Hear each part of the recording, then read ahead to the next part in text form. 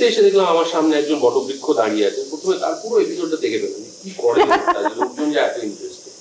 তারপর দেখলাম গৌরব তপাদার বলে একটি ছেলে, যার দেবতার মতো গলা, যার ভিউ দেখলে মাথা ঘোরে, ভিউ দেখলে সত্যি মাথা ঘোরে। আচ্ছা 50 এপিসোড ধরে 50 সপ্তাহে 50টা বই তো লোকের কাছে পৌঁছায়। You are like an audio book in a way. এবার যেটা আমি করি না, অনেকেই প্রথম থেকেই বলছেন যে কেন কোনো ফিকশনাল গল্প করছেন না, কেন এই বিশেষজ্ঞবাবুর গল্প বা অন্য কারো গল্প। আমি প্রথমেই বলেছিলাম যে না, ফিকশনটা না ওভাবে হবে। আমি এমন কিছু ঘটনা জানি আমার 21 বছরের এই যে উপার্জন আমার বন্ধুদের সাথে, আজকে আমি শাশ্বত চট্টোপাধ্যায়ের সাথে মেকআপ রুম শেয়ার করে এমন প্রশ্ন করতে পারি যেটা আমি আমার এই অ্যাডভান্টেজ নষ্ট করতে পারবো একদমই। সো আর আমি আজকে একজন সাধারণ মানুষ যার ইন্টারেস্টিং গল্প আছে তাকে নিয়েও সহজ কথা করবো, কিন্তু আগে আমি আমার সহজ কথাকে একটা ব্র্যান্ড করব। ঠিক ঠিক, যখন সেই ব্র্যান্ডের জোরে গল্পটা বিক্রি হয়। একদমই কিছু জিনিস না মানে ছাড়া যায় না। যেমন ধরো এই রিসেন্টলি যে এসএসসি ব্যাপারটা হলো, মানে আমাকে অনেকে বারণ করেছে তোর করার দরকার নেই, কিন্তু আমি ভাবলাম যে কোথাও হয়তো আমার রেসপন্সিবিলিটি আমি পারলাম না নিজেকে আটকাতে। তো মেসেজ পেয়েছি সৌরভ এই এপিসোডটা করিস না, ড্রপ ইট এইটাই হয়, কিন্তু কোথাও তোমার ভেতর থেকে ওটা আসবে যে আমি এটা বাদ দিতে পারবো না। এবার সেই জায়গাটা ফ্যাক্টর একটা থাকেই, কারণ অনেক সময় মানুষ কিন্তু অ্যাকসেপ্ট করে না। কিছু মানুষ করে, কিছু মানুষ করে না। তবে আমি বলবো যে গালাগালি তুলনামূলক একটু কমই খেয়েছি এখনো পর্যন্ত, জানি না ফিউচারে কি আছে। Because we are talking money, we should talk about money. The thing is, podcasting should be taught in media colleges because it is a skill. Just bhalo kotha bolte para is not a good podcaster. Today I'm telling you, like I said, I came with zero knowledge of video editing, everything. Today I feel আমি আস্তে আস্তে না I'm graduating into the CEO of a digital media firm. 18 এরকম সাল 17-18।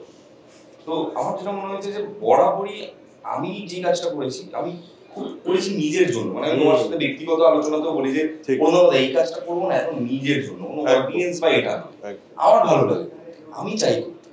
এবং আমার প্রেত কথা শুরু করো এখান থেকে যে ইয়েস আমার ভূতের গল্প বলতে ভালো লাগে, এবং 2 নম্বর লোকের কাছ থেকে গল্প শুনতে আমার দারুণ মজা লাগে। কিন্তু তুই নিজে কি ভূতে বিশ্বাস করিস? হ্যাঁ, এক্সপেরিয়েন্স আছে তোমার? আছে, সেটা পরে বলছি। সেটা প্রেত কথার এপিসোডে শুনতে তোমার মত না হচ্ছেই না, মানে আমি একটা জিনিস করছি সেটা ডিরেক্ট অ্যানসার। হ্যাঁ, ওরকম এখন ব্যাপারটা তারাই ঘুরে এসে ব্যাপারটা বুঝে বলে বা আমাদের সাথে গল্পের চলে বলে। ইনফ্যাক্ট এরকমও হয় আমাকে অফ ক্যামেরা বলে এটা গল্পের মতো করবো। হ্যাঁ, এই চেঞ্জেসটা আমি হতে দেখেছি। একদম দুর্দান্ত ইনিশিয়েটিভ, কনগ্রাচুলেশনস। আমপান্না দিয়ে চিয়ার্স। চিয়ার্স। নমস্কার, hello and welcome to soul connection Podcast 100th episode. And সবচেয়ে বড় কথা, আজকে 100th এপিসোড সেলিব্রেট করার জন্য অনেক কিছুই ভাবছিলাম কি করা যায়। বাট এই যে পডকাস্ট বিষয়টা খুবই খুবই খুবই আনন্দ হয়, খুবই ভালো লাগা তৈরি হয় যে আমি প্রথম বিষয়টা শুরু করি এবং আজকে অনেকজন মানুষ পডকাস্টের এই কালচারটা আজকে এতটা বড় হয়েছে, এত মানুষ পডকাস্ট করছে। তাদের মধ্যে আমার মনে হয় সবাইকে ডাকা তো সম্ভব না, বাট তাদের মধ্যে উল্লেখযোগ্য কিছু মানুষকে আমি আজকে একত্রিত করতে পেরেছি একটা ছাতার তলায়, একটা গোল টেবিলে। তার মধ্যে একজন আসতে পারেনি ফর এ ভেরি ইম্পর্টেন্ট কাজ, আর একটা খুব ইম্পর্টেন্ট কাজের জন্য, তার নাম অরিজিৎ চক্রবর্তী। বাকি সবাই মানে Shantadeep, Rahul, Sourav, time and tight পডকাস্টের সঙ্গে সঙ্গীতা, শ্রী, গৌরব তপাদার, সবাই আমার সঙ্গে এসেছিল আজকে। এবং তারা এতক্ষণ ধরে আমরা আড্ডা শুধু মারলাম না, ইট ফেল্ট লাইক যে আমরা বোধহয় সবাই একই কাজটা করি। তো আমাদের কোথাও একটা ওই কানেকশন বা ওই প্রত্যেকের নিজস্ব সেম প্রবলেম, সেম ভালো লাগা, এই সমস্তটা শেয়ার করতে খুবই ভালো লাগলো। এবং আপনাদের জন্য এতগুলো পডকাস্টারকে একসাথে আমি নিয়ে আসতে পারলাম, এইটাও আমার দারুণ লাগছে। সো আজকে আমরা আছি হলো আউদে। প্রথম কথা, আউদকে অনেক অনেক ধন্যবাদ আমাদেরকে এই ইভেন্টটা এখানে হোস্ট করতে দেওয়ার জন্য, এবং আমাদেরকে দুর্দান্ত খাওয়ানোর প্রমিস তারা করেছেন। সুতরাং আউদে খাওয়ার লোভ বা আউদের খাবারের কোয়ালিটির জন্য যে মানে জিভে জল চলে আসে, সেটা অলরেডি আমার তো এসেই গেছে এবং বাকিদেরও এসে গেছে, আই হোপ। তো চলুন ভেতরে যাওয়া যাক। আমরা শুরু করতে চলেছি আজকের episode. Sit back, relax and enjoy this episode.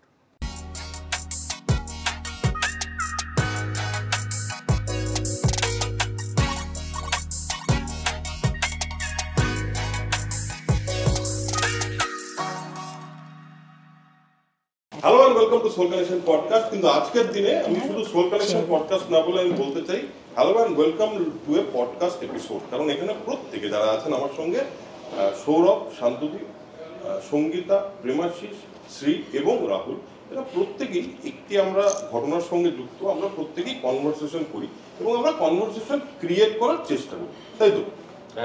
Absolutely. Cheers to that. বিভিন্ন রকম কনভারসেশন ক্রিয়েট করার চেষ্টা করি।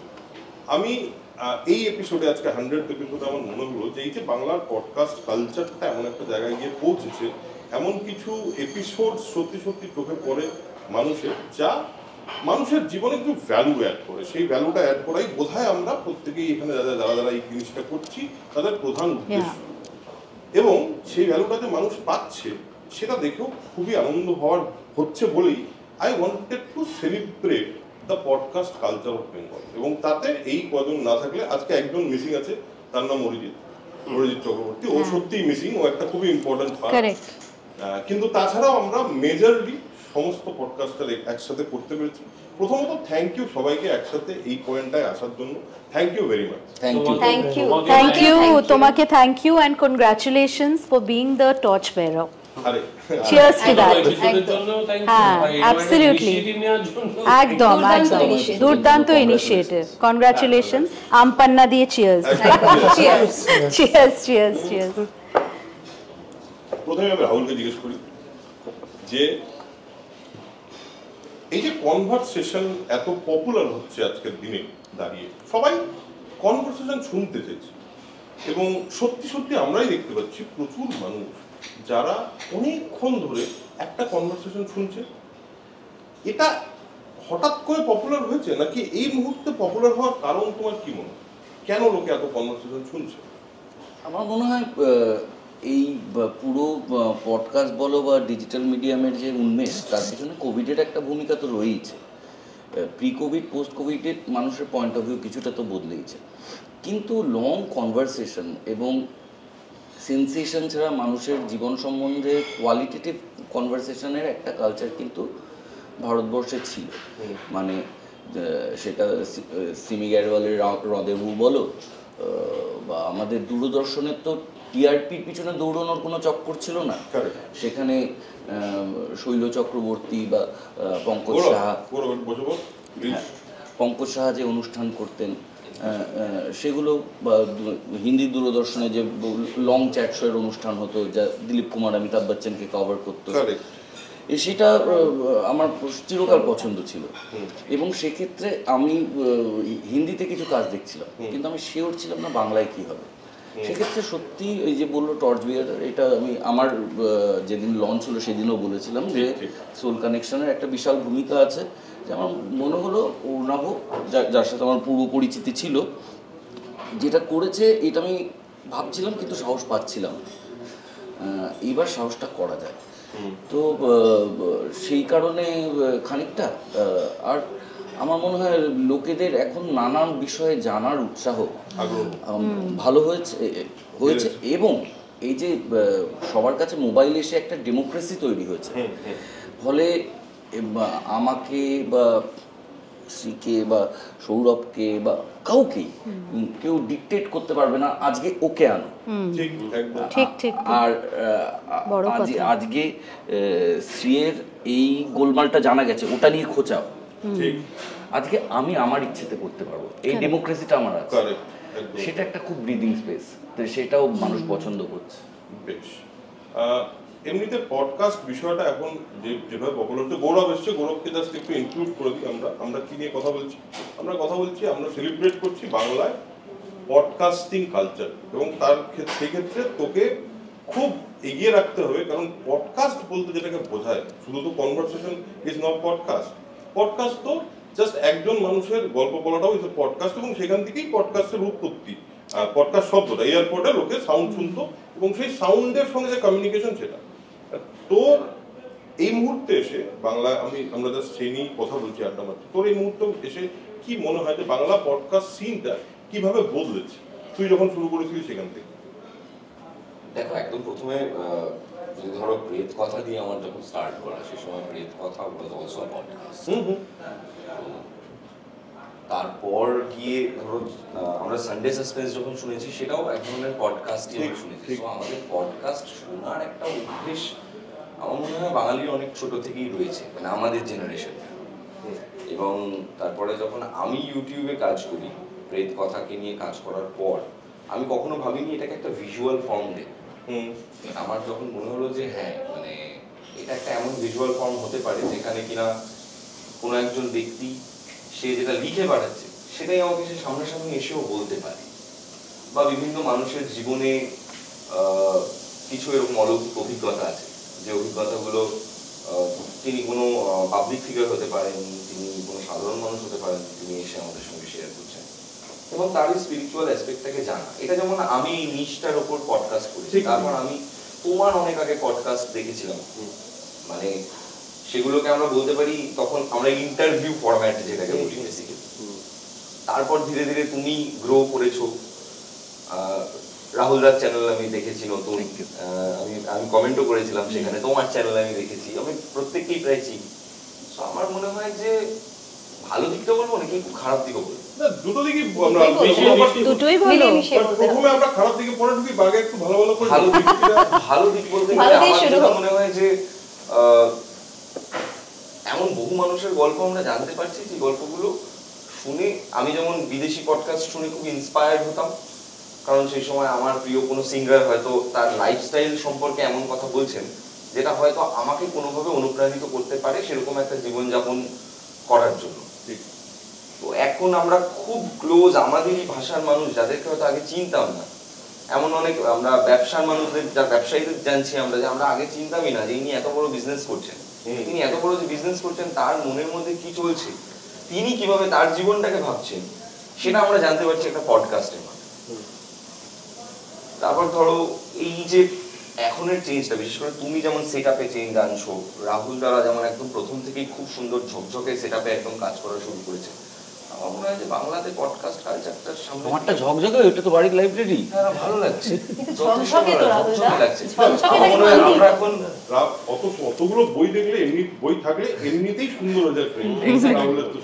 আর কালচারটা এমন করে এখন বদলাচ্ছে ধীরে ধীরে করে, যেখানে আমার মনে হয় যে ইয়েস, মানে বাংলার পডকাস্ট কালচার আরো গ্রো করবে।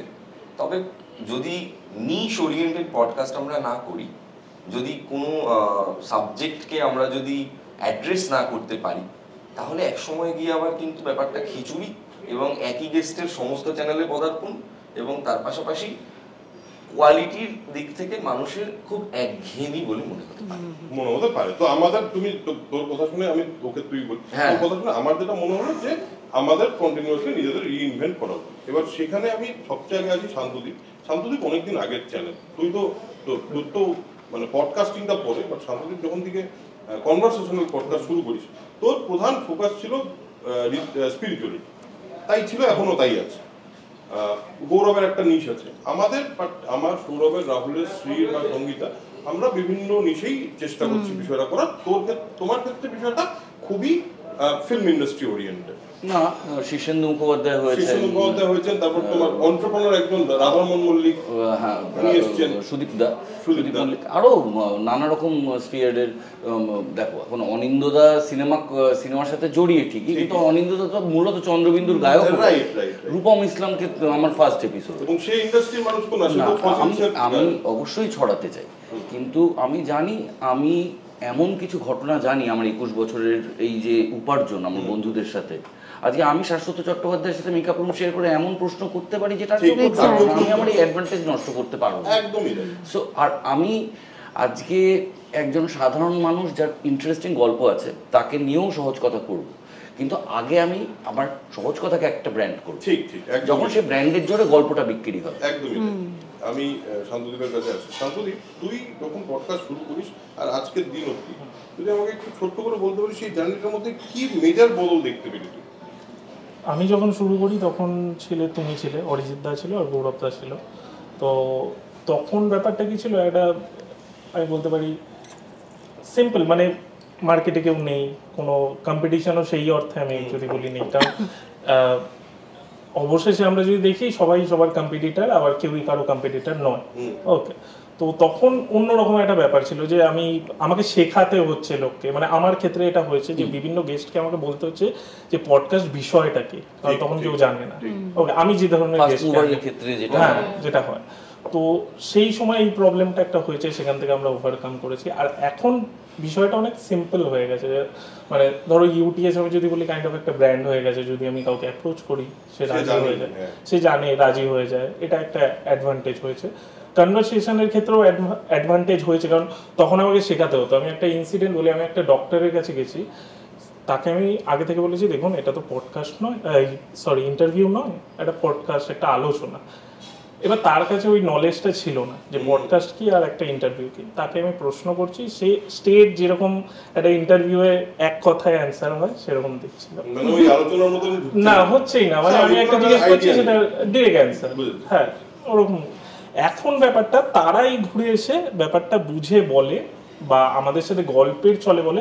ইনফ্যাক্ট এরকমও হয় আমাকে অফ ক্যামেরা বলে এটা গল্পের মতো করবো। হ্যাঁ, এই চেঞ্জেসটা আমি হতে দেখেছি, মানে যদি আমি শিক্ষিত হচ্ছে। হ্যাঁ, এক্স্যাক্টলি, এটা আমি চেঞ্জ দেখেছি। লোকে পডকাস্ট দেখছেও তো, so they themselves are consumers, যাদের ডাকছো তারাও তো পডকাস্ট ফলো করে। এক্স্যাক্টলি। সেই তোমাকে জিজ্ঞেস করি, তুমি একজন, আমরা তো প্রধানত দেখছিলাম সবাই পুরুষ পডকাস্টারই চলছে, এবং তুমি প্রথম দেখলো, তারপর সঙ্গীতা তুমিও এলে, এবং আরো কয়েকজন আছে যারা এখনো অব্দি আস্তে আস্তে গ্রো করছে। একজন মেয়ে হিসাবে কনভারসেশন ক্রিয়েট করা, এমনিতেও একজন মেয়ে হিসাবে কিছু করতে গেলেও দুর্ভাগ্যবশত আমাদের একটু ভাবনা চিন্তা করতে হয়। এটা আমি দেখেছি অনেকে ভেবে করেনি, এরকম অনেক আছে। তুমি করেছো, তোমাকে জিজ্ঞেস করি যে হোয়াই ডিড ইউ স্টার্ট প্রথমে, এন্ড স্টার্ট করার পর তুমি কি বুঝলে এই পুরো তোমার এই প্রসেসটার মধ্যে এতটুকুতে, what is your understanding? So আমি দুটো প্রশ্ন দুভাবে উত্তর দেব, মানে দুটো পার্ট আনসার। একটা হলো আমি অ্যাকচুয়ালি কলকাতার বাইরে 22 বছর ধরে ছিলাম। আমি যাদবপুর ইউনিভার্সিটি থেকে মাস্টার্স করার 10 দিনের মধ্যে I join my first journalism job দিল্লিতে, এশিয়ান এজ, এখন খুব tainted news paper for the right reason. তো আমি I have played many roles in my life. I've been a journalist for about 19 years nationally. Kolkata আমি কোনোদিন কাজ করিনি, with Times of India largely, অনেক আরো পাবলিকেশন। তারপরে I was a vice president of public relations and marketing, and তারপরে I've been an author for the last maybe 10 years. My 8th book is on the threshold of publishing. তো আমি যখনই কলকাতায় আসতাম, আমার বুক লঞ্চটা আমি সবসময় প্রথমে কলকাতা করতাম, because it's my home town, right?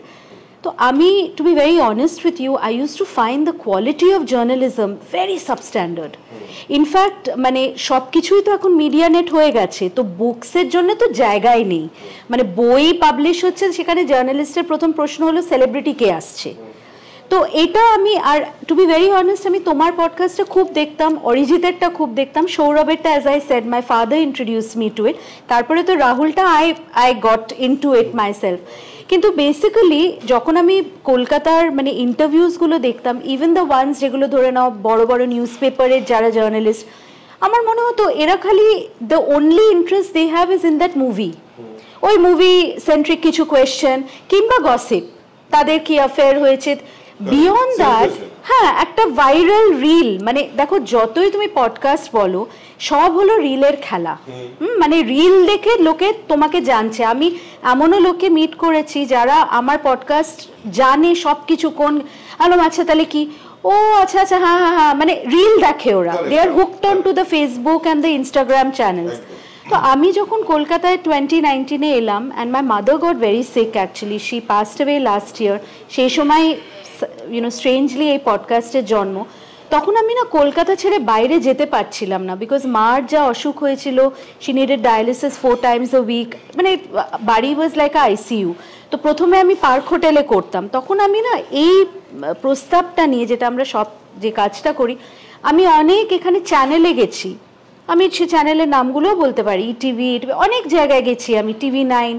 তো তারা আমার খুব ভাল লেগেছে যে its and I wanted to make it a feminist show, যে আজকে যদি আমি, রাহুলও আমার শোতে উনি যদি আসেন, সামওয়্যার অ্যাজ আ উম্যান যে প্রশ্নগুলো আমার থাকতে পারে towards him as a man, as a actor, as a father, as a partner, আমি করব।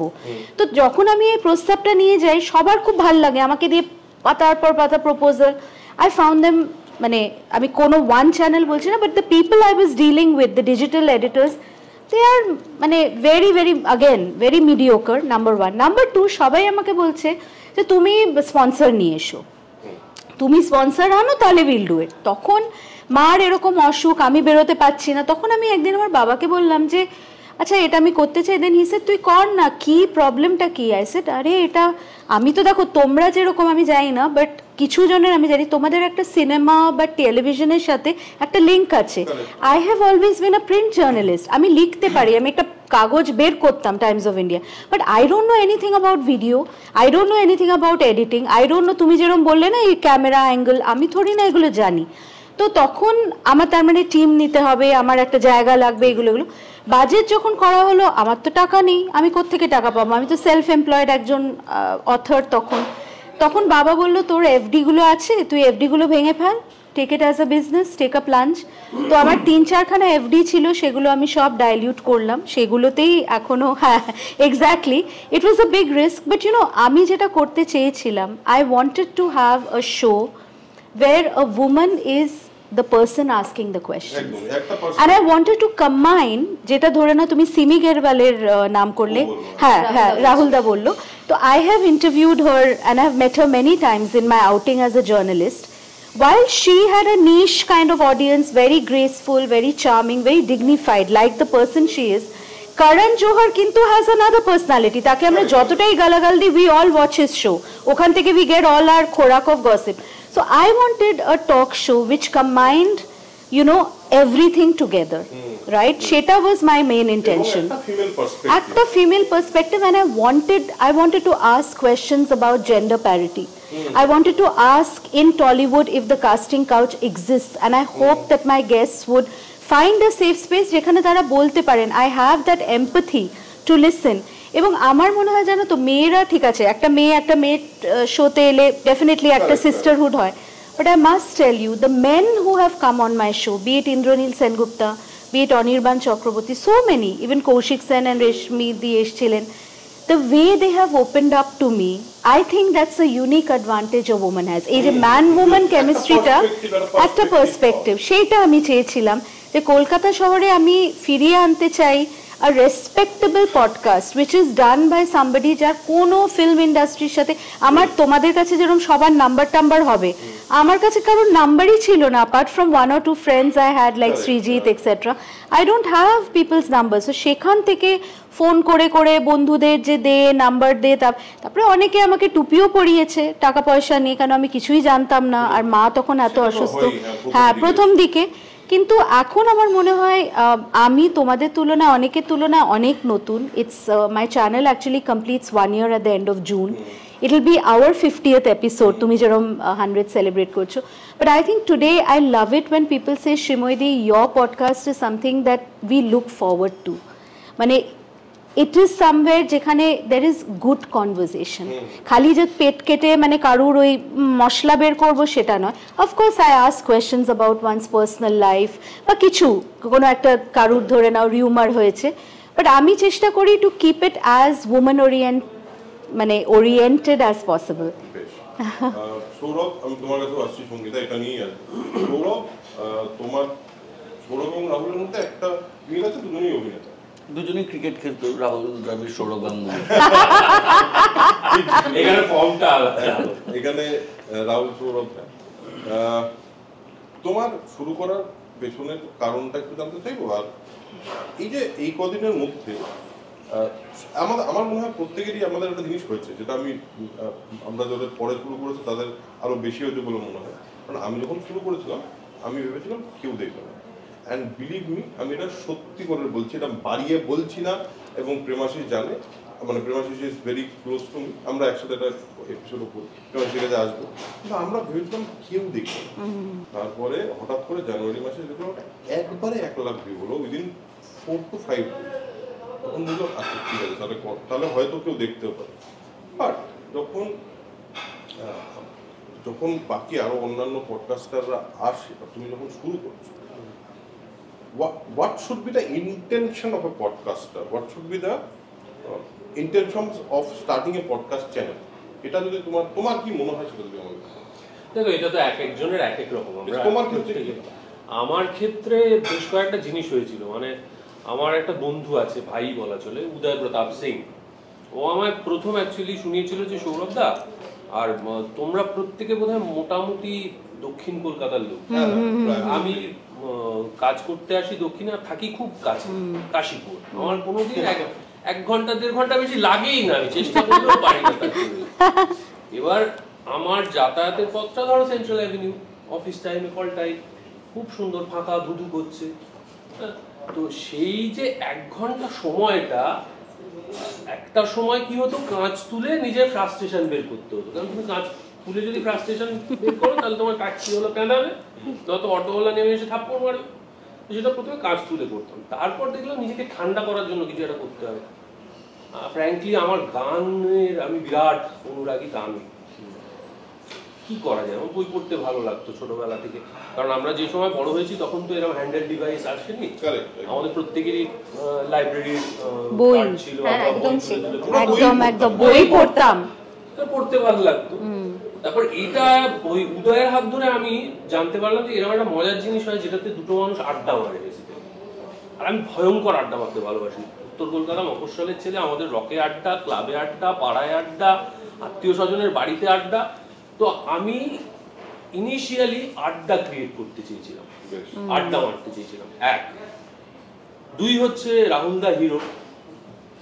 রাহুল দা বহু বড় বড় অভিনেতার বন্ধু, আমি মূলত একজন টেলিভিশনের ক্যারেক্টার একটা, ঠিক আছে? ফলে আমার অ্যাক্সেস নেই, আমি চাইলেই একজন বড় স্টার আমার কাছে এসে পডকাস্ট করবেন না।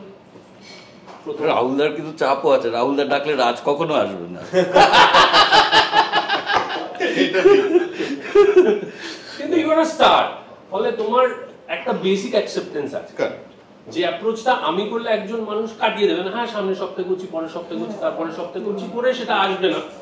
2026 সালের 29 ফেব্রুয়ারি অবধি অপেক্ষা করতে হবে। হ্যাঁ হ্যাঁ, এরকম অনেক শোনা যায়। শোনা যায় না, একদম যায়।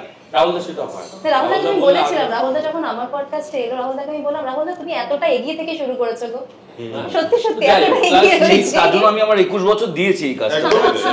ডেফিনেটলি ওই জায়গাটা এমনি এমনি তৈরি হয় না তো। Knowledge and wisdom you have, ভয়ঙ্কর, সেটা ভীষণ rare. He's like a film historian actually. That's what I felt.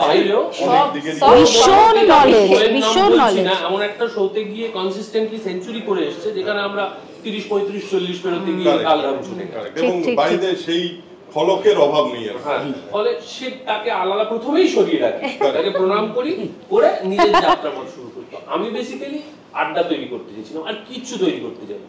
1, 2 হচ্ছে আমার নানান রকম জিনিস জানতে ভালো লাগে।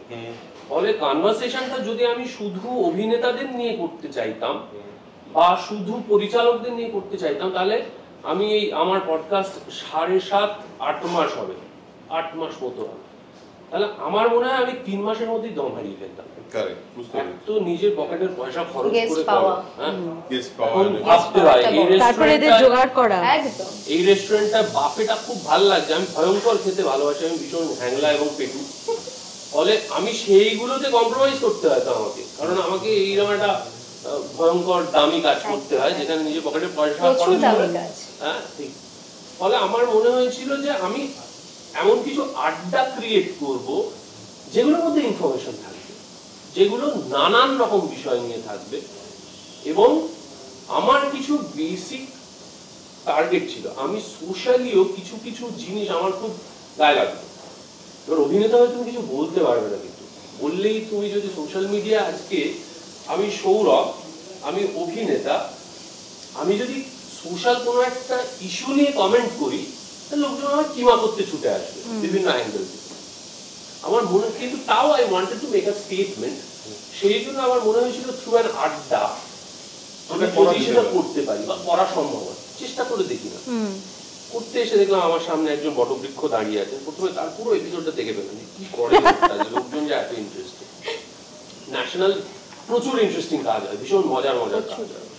তারপর দেখলাম গৌরব তপাদার বলে একটি ছেলে, যার দেবতার মতো গলা, যার ভিউ দেখলে মাথা ঘোরে। না আমি ভিউ দেখলে সত্যিই মাথা ঘোরে। ভিউ না, ভিউ জিনিসটা খুব বায়ো ভিউ, কিসে যে হবে কিসে হবে না। ভাবো আমাদের কাছে এটা কিন্তু যথেষ্ট বড় ব্যাপার। তুমি কি ভিউ দেখো না? ভিউ দেখি, কিন্তু ভিউটা ধরে আমি এপিসোড করি না, মানে আমি সবচেয়ে বেশি যে এপিসোড গুলো নিয়ে খেটেছি সেগুলো সবচেয়ে কম ভিউ হয়েছে। আমার সিরিয়াসলি এটা আমার সঙ্গেও হয়, সেটা সবারই, সেটা সবারই, সেটা কোনো রিগ্রেট নেই। আমি আমার শুটিং এর মাঝের একটা ছুটির দিন বা গ্যাপ প্রোগ্রামারকে ম্যানেজ করে যে সময়টা বের করব, সেটা আমি সেই কনভারসেশনটাই ক্রিয়েট করব যেটাতে আমি মজা পাচ্ছি বস, একটা মিনিংফুল হবে ব্যাপারটা। আমরা প্রত্যেকেই তাই, অ্যাবসলিউটলি সেই জায়গা থেকে কনভারসেশন ক্রিয়েট করা। তারপর দেখলাম দর্শক ভালো টালো বাসছেন, লোকজন দেখছেন, ভালো লাগছে, কিন্তু I want to keep on creating conversations on different topics. এবং I frankly আমার যেহেতু কোনো কমার্শিয়াল এম নেই সেই অর্থে, এটা থেকে আমাদের রোজগার করতে হচ্ছে না এই মুহূর্তে, আমি খুব যা খুশি বলো, আমি নিশ মানি না, নিশ করবো না। আজকে ইচ্ছে হলে তন্ত্র নিয়ে এপিসোড করবো, কালকে যদি আমার তাই করো, কালকে যদি আমার ইচ্ছে হয় একজন ক্রিকেটারকে ইন্টারভিউ করবো, আমার যেটা জানতে ইচ্ছে করছে সেটা আমি করবো। আর কিছু সামাজিক ধ্যাসটামকে আমার অ্যাড্রেস করার প্রয়োজন আছে বলে আমার মনে হয়। এবং তোমার মনে হচ্ছে এটা একটা ভয়েস, এটা একটা ভয়েস ক্রিয়েট করতে পারে, তাই কোন বড় জায়গাটা কথা বলার মতো। ধরো এত বছর মিডিয়াতে থেকেও কিন্তু এটা পসিবল হয়নি। আমি তোমাকে এখানে আসতে চাই, মিডিয়াতে একটা প্রবলেম আছে, সেই প্রবলেমটা হচ্ছে যে আমাদের এই যে আমরা ধরো পডকাস্ট করছি বা আমরা যে কোনো রকমের কন্টেন্ট ক্রিয়েট করি না কেন, আমরা কিন্তু একটা কর্পোরেট সংস্থার সাথে ঝুলে আছি বেসিক্যালি। আমি নেই, মানে কথা আমি দেখো, এই যে আমাদের যে চ্যানেলটা, এই আমার চ্যানেলের নাম ধরো এ, তোমার ধরো বি বা অন্যদের সি, এই এবিসি তিনটে চ্যানেলই গুগল বলে একজনের সঙ্গে কানেক্টেড, যে আবার চলে একটা অ্যালগোরিদম। এবার আমার হচ্ছে ধরো একটা টার্গেট যে হ্যাঁ মানে আমি এমন কিছু একটা সোশ্যাল রেসপন্সিবিলিটি নিতে চাই বা এমন কিছু গল্প শোনাতে চাই যেটা একজন মানুষের ব্রেনস্টর্ম করতে পারে বেসিক্যালি। তো এটাকে তো আমার পৌঁছে, নইলে তো ব্যাপারটা সেই সিনেমা বানিয়ে না রিলিজ করার মতো হয়ে গেল। আমাকে তো পৌঁছে দিতে হবে মানুষ পর্যন্ত। এবার মানুষ অব্দি যদি পৌঁছতে হয় তখন আবার অ্যালগোরিদম হয়ে যায় পথে বাধা, কারণ অ্যালগোরিদমকেও তোমায় মানতে হবে। কিন্তু সব জায়গায় কি তাই গৌরব দা? তুমি যদি রণবীর এলাহাবাদিয়াকে দেখো, সেও কিন্তু সব সাবজেক্ট নিয়ে করছে। না, ওর গল্পটা অন্য, একদম অন্য, একদম অন্য গল্প, একদম অন্য। এটা রণবীর এলাহাবাদিয়া একদম অন্য।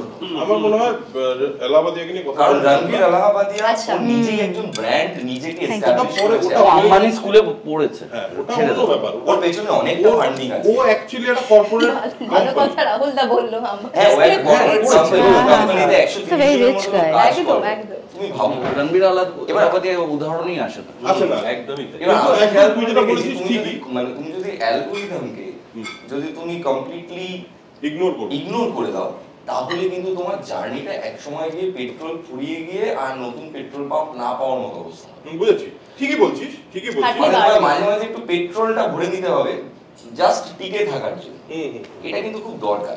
এটা নিয়ে আসবো, এটা নিয়ে আসবো। আমি তার আগে সঙ্গীতাকে জিজ্ঞেস করি, সঙ্গীতা তোমার শুরুর জার্নিটা যদি ছোট্ট করে বলা যায়, কি করে তুমি তো একটা অন্য ফরম্যাট অফ মিডিয়া থেকে একটা অন্য ফরম্যাট অফ মিডিয়াতে এলে, প্রথম কথা এটা এলে কেন, ডিফারেন্সটা কি মনে হচ্ছে তোমার? মেইন স্ট্রিম মিডিয়া, তুমি মেইন স্ট্রিম মিডিয়ার খুব একদম ডিরেক্টলি মেইন স্ট্রিম মিডিয়াতে ছিলে, তারপর তুমি এলে একটা অল্টারনেটিভ মিডিয়াতে, এটাতে মানে প্রথম কথা শিফটটা কেন, আর এটা করে তুমি কি বুঝতে পারলে? দেখো দাদা, আমার একদম সোজা সহজ কথা, রাহুলদার সাথে আমার এটা নিয়ে আলোচনা হচ্ছিল যখন রাহুলদা পডকাস্টে এসেছিল। আমরা কোনো চ্যানেলে যখন থাকি তখন আমাদের নিজের মনের কথা বলার জায়গা থাকে না। ধরো আমি কোনো প্রশ্ন করবো একজন গেস্টকে, সেখানেও আমাকে টকব্যাকে পেছন থেকে আসবে, না না এভাবে এত কড়া করে প্রশ্ন করিস না, আমার কাছে এটা আসবে টাইম আপ, এখনই কেটে দে কেটে দে কেটে দে। তো এই কেটে দেওয়াটা না আমার ভীষণ অপছন্দ। আমার মনে হয় আমি তো শুরুই করতে পারলাম না, শেষ করতে হচ্ছে। ধরো আমরা প্রচুর ইন্টারভিউ নিয়েছি, আমি যেখানে ছিলাম, যে চ্যানেলগুলোয় ছিলাম, কিন্তু কোনো ইন্টারভিউ নিয়ে আমার মন ভরেনি। আমার মনে হয়েছে যে ভদ্রলোক বা ভদ্রমহিলা বলা শুরু করলেন, শেষ হয়ে গেল, এই ব্রেক চলে এলো। ঠিক ঠিক। তো যখন ভাবলাম যে আমি খবর পড়া ছেড়ে দেব, যে সময়টা এলো, তখন মনে হলো তাহলে নিজের মতো কিছু পড়বো। মানে ওখান থেকে ছাড়ার পর আরো অনেকে ডেকেছিল, কিন্তু বললাম না আর খবর পড়বো না, কেননা হয়তো তোমাদের সবারই কোথাও না কোথাও এই আইডিয়াটা আছে এখন খবরের কি দুরবস্থা। মানে যারা খবর পড়ে তারা রীতিমতো বাড়িতে গিয়ে সাইকিয়াট্রিক ড্রাগ নেয় মাথাটা ঠান্ডা করার জন্য। তা আমার মনে হয় অথবা সোশ্যাল মিডিয়া, সেটা বটে রাহুল, কিন্তু আমার মনে হলো যে এবার এমন কিছু একটা করি।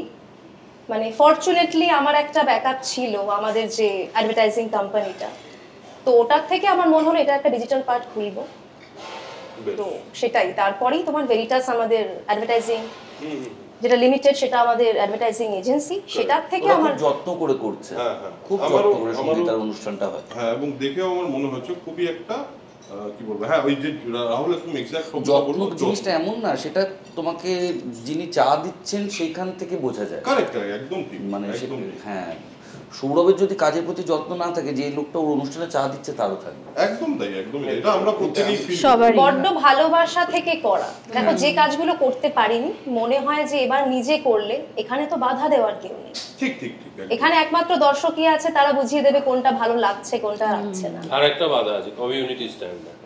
হ্যাঁ সেটা আছে, মানে সেগুলো মাথায় রাখতে হয়, গালাগালিও খেতে হয় এর জন্য। মানে আমি কেন বিপ দিয়েছি সেটা নিয়েও গালাগালি খেতে হয়। আসছি। তার আগে প্রেমাশিসকে একটা কথা জিজ্ঞেস করি, তাহলে আমাদের এই সবার মধ্যে প্রেমাশিস তো আলাদা, কারণ একমাত্র মানুষ যে এমন একটা জিনিস করে যেটা আমরা চাইলেও বোধহয়, রাহুল চাইলেও করতে পারে, আমরা বোধহয় বাকিটা অতটা করতে পারবো না। কারণ প্রেমাশিস এখন অত্যন্ত মানে মারাত্মক কি বলবো বইয়ের পোকা যাকে বলি, রাহুলও তাই। এবং প্রত্যেক সপ্তাহে আমরা একটা বই ওর কাছ থেকে, আমরা মোটামুটি সবাই বোধহয় দেখেছি ওর এপিসোড, একটা বই আমি শুনি। তো ব্যাপারটা হলো, যখন প্রেমাশিস এই জিনিসটা শুরু করতে চায় বা শুরু করার কথা ভাবে, তখন আমি ওকে বলেছিলাম যে বই নিয়ে এত কথা লোকে শুনবে এখনো বাংলা বাজারে, এবং এই মানে এটা কি আমাদের প্রত্যেকেরই প্রশ্ন না? সত্যি তো বই নিয়ে এখন লোকে বাংলা বাজারে কথা শোনে। প্রেমাশিস শুরু করার পর তোর কি অভিজ্ঞতা দিয়ে গেলি তুই? এখন তো তুই হোস্ট করছিস এবং তুই বলছিস না, শুরু করার পর মানে দেখ, একটা তো তুই জানিস বা বাকির জন্য বলছি যে শুরু করার আগে এই ভয়টা আমার ছিল না যে লোকে দেখবে কিনা। আমার মনে হতো যে আমাদের ছোটবেলায় আমরা যখন যারা মিড 80s 90s এ বড় হয়েছি, সবার পাড়াতে একটা জ্যাঠা গোছের লোক থাকতো যার বাড়িতে প্রচুর বই, যার বাড়িতে গিয়ে বলে পরে এই বইটা পড়েছিস পড়, এবং সে দুটো চারটে কথা আমাদেরকে জানিয়ে দিত, যেটা করে করে নিজেদের একটা ভাবনা তৈরি হতো। একদম এটা খুব অভাব। আমি দেখলাম যে এটা হারিয়ে গেছে। আমি যখন অনেকদিন পর আবার ওয়েস্ট বেঙ্গলে ফিরলাম, বাংলায় ফিরলাম, দেখলাম এই জিনিসটা নেই, এই জিনিসটা চলে গেছে। আর ওটার একটা প্রতিফলন সমাজেও পড়তো, মানে মিডিয়াতে যে ধরনের খবর লেখা হচ্ছে, যে ধরনের আর্টিকেল হচ্ছে, যে ধরনের ম্যাগাজিন লোকে পড়ছে, বা যে ধরনের সমস্ত কিছু সিনেমা হচ্ছে, সেটাও হারিয়ে গেছে। তো সেখান থেকে আমার মনে হলো কি করতে পারি, বইটা তো পড়তেই পারি, একটা রেগুলার দেখি না বই পড়ে কি হয়। এবার হ্যাঁ, তারপর বলতে গেলে যেটা মনে হলো যে হ্যাঁ সত্যি তো লোকে বই শুনছে, তার দুটো কারণ আছে বলে আমার মনে হয়। এক হচ্ছে লোকে এখনো বইটা পড়ছে না, এটা একটা শুনে নিচ্ছে। তো আমি যতটা 1.5 ঘন্টা ধরে যদি একটা বই দিতে পারি, এটুকু সময় নেই, লোকেরা তো অনেক কিছু করার আছে আজকে। আমাদের সময় আমাদের বাবা কাকারা বা আমরাও যারা ছোটবেলা ছিলাম অত কিছু বোধহয় করার ছিল, অনেক কিছু করার আছে। তো 1.5 ঘন্টার মধ্যে একটা বইয়ের গ্লিমস দেওয়া যায় যে এরকম ব্যাপারটা হচ্ছে, জিনিসটা এই, তাহলে তো খানিকটা কাজের কাজ হয়। বইটা হচ্ছে সে পড়ে উঠতে পারছে না, এবং এটাই সবাই লিখছে, কিন্তু যে বই অনেকে লিখেছে আমাদের কমেন্টে যে না বইটা তো পড়া হচ্ছে না, কিন্তু এই প্রতিশোধটা একটা করে হয়ে যাচ্ছে। তো এটা বড় পাওয়া হয়ে যায় যে আচ্ছা 50 এপিসোড ধরে 50 সপ্তাহে 50টা বই তো লোকের কাছে পৌঁছায়। You are like an audio book in a way. এবার যেটা আমি করি না, অনেকেই প্রথম থেকেই বলছেন যে কেন কোনো ফিকশনাল গল্প করছেন না, কেন এই সেই সুন্দরবাবুর গল্প বা অন্য কারো গল্প। আমি প্রথমেই বলেছিলাম যে না, ফিকশনটা ওভাবে হবে না, ঠিক প্রপার প্রোডাকশন লাগে না। আমার মনে হয় পড়াটা, বই পড়াটা একটা পাঠক আর বইয়ের মধ্যে বা গল্পের মধ্যে একটা সম্পর্ক তৈরি হয়, ওটা কখনোই অডিও দিয়ে সম্ভব। দ্বিতীয়ত আমার মনে হয় তুমি যদি হঠাৎ করে ফিকশনাল বই নিয়ে কাজ করতে আরম্ভ করো, আমরা যে কারণে তোমার এপিসোড গুলো দেখি, আমার মনে হয় তুমি ফিকশন পড়তে আরম্ভ করলে সেই এপিসোডটা আমি স্কিপ করে দিই। আর আমি তো সাহিত্য, মানে ওটা হয়তো করতে পারে কেউ কেউ, যে হয়তো আসলেই খুব বাংলা ভাষায় বড় বা যার সাহিত্যের পড়াশোনা আছে, আমার নেই, সেটা আমার মনে হয় ইন্টারেস্টিং। আরেকটা আজকে রচনা থেকে আমার মনে হলো যে আচ্ছা 1.5 ঘন্টা তো একটা লোক দিচ্ছে, একটা লোক মানে আমি বলছি যে হয়তো 1000 লোক দেখছে, 2000 লোক দেখছে, তার জীবনের মূল্যবান 1.5 ঘন্টা আমাকে দিচ্ছে, আমাকে বা সবাইকে দিচ্ছে। তো আমার কি কোনো দায়িত্ব নেই? ওকে আমি 1.5 ঘন্টা ধরে কি দিচ্ছি? আমি কি শুধু একটা এমন কিছু বলছি যেটা তার জেনারেল কথাবার্তার মধ্যে যেটা কোনো নতুন করে দাগ ফেলবে না, নাকি তাকে কোথাও একটা স্ট্রাইক করতে পারছি, নতুন করে একটা কিছু ভাবলো, আচ্ছা একটু আমি এভাবে ভাবতাম, একটা সিড তুমি পুঁতে দিচ্ছ। যেমন আমরা খুব কথা বলি যে যখন বিভিন্ন রকমের মৌলবাদীরা একসাথে গালাগালি করে তখন খুব মজা লাগে। একদম আমাদেরকে করে সেটা, আমরা ইতিহাস নিয়ে কথা বলি বলে আমাদেরকে অনেকেই এরকম হিস্ট্রিটা করে, প্রেমাশিসকে বিশেষ করে আমাদের প্রত্যেকটা পার্টির সঙ্গে কানেক্ট করা হয়ে গেছে। যারা সেই অর্থে প্রেমাশিস যেটা বলবো, বিভিন্ন ধরনের মৌলবাদীরা যখন আমাদেরকে আক্রমণ করে, রেসপন্সিবিলিটির কথা প্রেমাশিস তুললো। আমি এখানে এটা একটুখানি ওপেন ভাবেই তুলতে চাই। পডকাস্টার হিসেবে আমাদের কি সত্যি রেসপন্সিবিলিটি আছে, নাকি আমরা এই রেসপন্সিবিলিটিটা একটুখানি জোর করে বলছি, নাকি আমরা শুধু ভিউই চাই? আমার যে পডকাস্টার হিসেবে রেসপন্সিবিলিটি তা নয়, কিন্তু আমি ইন জেনারেল হাফ সায়েন্স আর তন্ত্রে বিশ্বাস করি না। কারেক্ট। লোক আমাকে বামপন্থী বলেও চেনে। এমন নয় যে আমি বামপন্থী বলে কোনোদিন রুদ্রদা আসবে না, কারণ রুদ্রদা তো দুর্দান্ত শিল্পী, রূপা গাঙ্গুলি আমার একদম সব থেকে প্রিয় অভিনেত্রী, তো তারা আসবেন এবং তৃণমূলও আসবেন। কিন্তু আমি দিনের শেষে বামপন্থী, এখানে আমি তন্ত্র এবং যেখানে আমার হাফ সায়েন্সে বিশ্বাস নেই, আমি রণবীর আলাহাবাদিয়ার মতন বিক্রি করতে পারবো না। I'm sorry, মানে এটাতে কোনো মোরাল হাই গ্রাউন্ড নেওয়ার নেই, এটাতে মানে এটা তোমার নিজের অপিনিয়ন তো, এটা নিজে তারপর এবিপি আনন্দতে গিয়ে বামপন্থার প্রিচ করতে খারাপ লাগবে। কারেক্ট, সেটা একটা মতাদর্শগত রেসপন্সিবিলিটি আছে বলে আমার মনে হয়। আচ্ছা, এটা বাকিদের নেই, আই এম সো সরি। মানে এখান থেকে আমি একটা জিনিস বলতে চাই, বিশেষ করে গৌরব এবং তোকে বলি, তুমিও তো তন্ত্রের করেছো, তুমিও করেছো, তুমি করেছো না না এখনো করো না। তো আমি গৌরব এবং শান্তদীপ দুজনকে জিজ্ঞেস করবো। আগে শান্তদীপকে জিজ্ঞেস করি। শান্তদীপ, গৌরবের ক্ষেত্রে একটা জিনিস হলো, গৌরব গল্প বলে প্রধানত, গল্প বলাটা একটা ডিফারেন্ট কাইন্ড অফ এন্টারটেনমেন্ট। গল্প শোনা, ভূতের গল্প পড়তে আমাদের দারুণ লাগে। আজকে অব্দি ভূতের গল্প পড়ার যে আনন্দ ছোটবেলায়, ওই আনন্দটা আবার যদি কেউ দেয় আমাকে, আমার ভালোই লাগে। আমি এখনো পড়ি, একদম এখনো পড়ি, এখনো ভূত থাকলেও পড়ি না,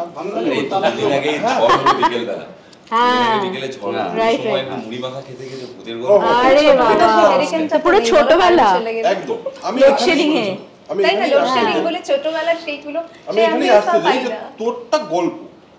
তোরটা গল্প এবং কিছু কিছু ক্ষেত্রে কিছু মানুষকে দেখেছো ভূতের কথা বলতে কি সব হচ্ছে, কিছু এক মানুষকে ডেকে তার গল্প। এটা তুমি বলছো রাহুল দা? হ্যাঁ, আমি ভূতের গল্পে বিশ্বাস করি। তো তুমি শুনলে না? ভূতে বিশ্বাস করো তো? না, শান্তদীপ যেটা করে, শান্তদীপ তান্ত্রিক বল, ভৌতিক অভিজ্ঞতা, ভূত ইত্যাদি ইত্যাদি অনেক কিছু নিয়ে কাজ করে। তোরা দুজনই এখানে করিস এবং তুমিও করেছো, তন্ত্র নিয়ে তুমিও করেছো। এই যে এই বিষয়টা নিয়ে করলেই এত লোক দেখে, এটার তো কারণটা আমরা বোধহয় জানি। কারণটা হলো আমাদের ছোটবেলা থেকে ভূতের গল্পের প্রতি প্রীতি, বা বাংলা সমাজে ভূতের গল্পের যে কি বলবো, যে অ্যাকসেপ্টেন্স আছে অনেক দিন ধরে, আমার মনে হয় সেটাও একটা কারণ হতে পারে। এটা আমার বক্তব্য। দ্বিতীয় হলো, এই যে আমরা একটু রেসপন্সিবিলিটির কথা বললাম, সেখানে এই যে সিউডো সায়েন্স যেটা রণবীর শুরু করেছে, সিউডো সায়েন্স প্রমোট করা, সিউডো আইডিয়া প্রমোট করা, আর তন্ত্রের কিছু ভুল দিকও প্রমোট করা, এটাও চলছে। তো এটা করলে ভিউ পাওয়া যায়, দ্যাট ইজ ট্রু, এটা নিয়ে কোনো সন্দেহ নেই। তো এই ভিউ পাওয়া আর আমরা কি বলতে চাই বা আমাদের বিশ্বাসটা কি, এর মাঝখানে এই ব্যালেন্সটা করতে কোথাও অসুবিধা হয় না? শান্তদীপ্তকে দিয়ে দুটো এখানে পার্সপেক্টিভ আছে। প্রথমত আমি বলি, যেটা তুমি বললে যে ভিউ আসে, একদম। এবার ভিউ আসার শুধু একটাই কারণ না, যেটা তুমি বললে, আর একটা কারণ হচ্ছে মানুষ সেটা জানে না, সেটা জানার ইচ্ছা কিন্তু প্রবল। আজকে তুমি ভূত ছাড়াও, আমি বলছি সায়েন্স বা চাঁদ নিয়ে কোনো পডকাস্ট করো, আমি গ্যারেন্টি দিচ্ছি ভিউ পাবে, কারণ ওটাও অনেক মানুষ জানে না, জানার ইচ্ছা, চাঁদ মঙ্গলে গিয়ে হচ্ছে, ওতেও ভিউ আসবে। এটা গেল ফার্স্ট পয়েন্ট। সেকেন্ড পয়েন্ট, যদি আমার দিক দিয়ে বলো রেসপন্সিবিলিটি এন্ড অল, আমি প্রথমে এই ব্ল্যাক ম্যাজিক এই ওই দেখবে আছে, আমি বলবো না নেই বা কিছু আছে, এখন তুমি দেখতে পারবে না। এখন তুমিও একটা পডকাস্ট করে এসছো আমার চ্যানেলে, তোমাকে সেদিনও আমি বলেছিলাম যে এখন আমি পজিটিভ দিকগুলো নিয়ে কথা বলি, তন্ত্রের যে পজিটিভ দিকগুলো আছে। এখন তুমি দেখবে না যে এই মারণ করছে, এই করছে, ওই করছে, এগুলো আমি করছি, খুব বেশি করছি। আমি বলছি না যে মানে এখন যদি আমি বলি যে একদমই করবো না, কালকে গিয়েই দেখা গেলো একজন কেউ বললো এত টাকা দিচ্ছি, কিছু করার নেই, প্রোডাকশন কস্ট সবাই জানে, ওকে, সেটা করতেই হয়। তা বলে রিপিটেটিভ নয়, এক একজন, আমি নতুন নতুন যারা চ্যানেল খুলছে, এখানে কেউ নয় তা বলে, বাট অনেক নতুন নতুন চ্যানেল আমি দেখছি যে মানে শুরুই করছে নয় ভূত, জানে ওটাই ভিউ আছে, আর নয় তন্ত্রের ডার্ক সাইডটা, মানে যেখানে এই উল্টো পাল্টা জিনিসপত্র, ব্ল্যাক ম্যাজিক। কেউ পজিটিভ দিক নিয়ে কিন্তু কথা বলে না। তুমি দেখবে আমার যখন তন্ত্রের পজিটিভ দিক নিয়ে কথা হয় সেগুলো কিন্তু ভিউ সেই অনুযায়ী পড়ে না যেগুলো ওই ব্ল্যাক ম্যাজিকের ভিউ। এটা দেখবে, এটা হচ্ছে আমার পয়েন্ট। মানে আমি যখন বুঝলাম যে এই জিনিসটা খারাপ হচ্ছে, নিউজেও দেখলাম যে এখানে এই সব হচ্ছে, এই কারণে এই সব হচ্ছে, তো আমি ওটা কিন্তু কমিয়ে এনেছি।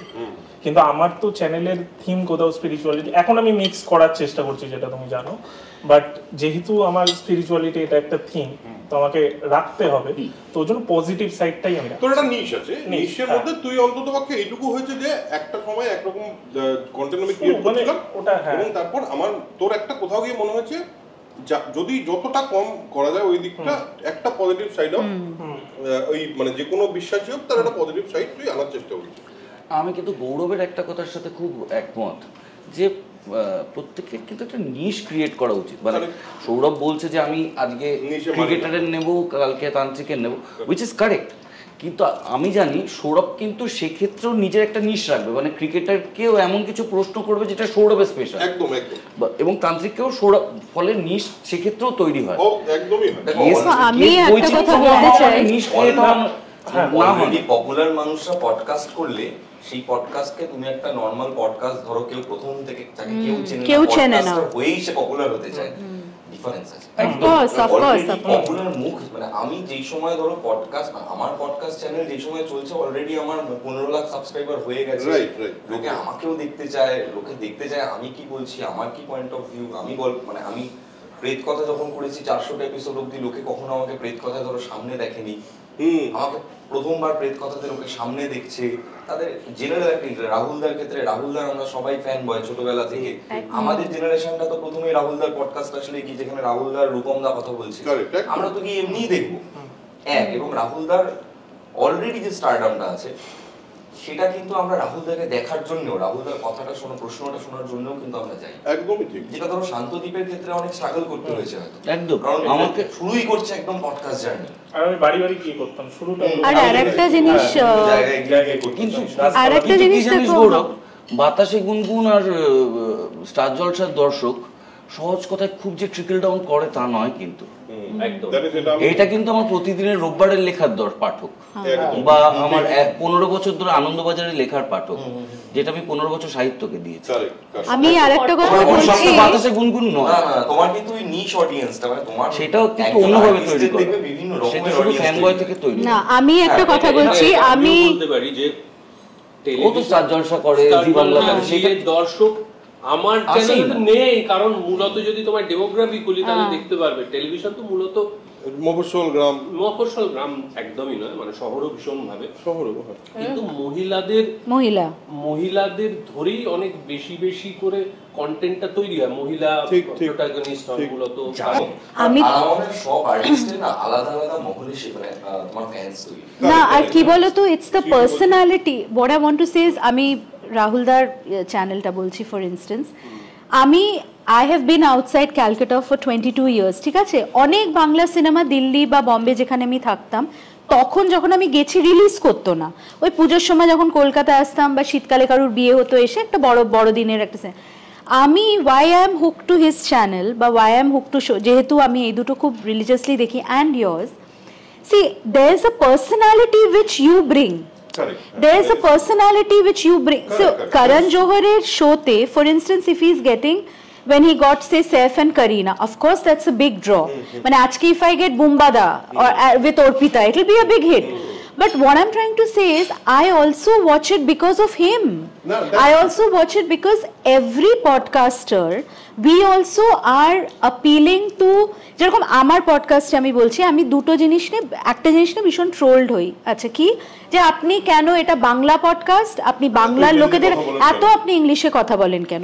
But the flip side of that is যে যারা আমার কাজটা they are liking or they are subscribing, তারা বলছে যে আমরা কলকাতার থেকে অনেক দিন বাইরে আছি, আমরা প্যান ইন্ডিয়া খালি নয় গো, প্যান ওয়ার্ল্ড, বুঝতে পারলে তো?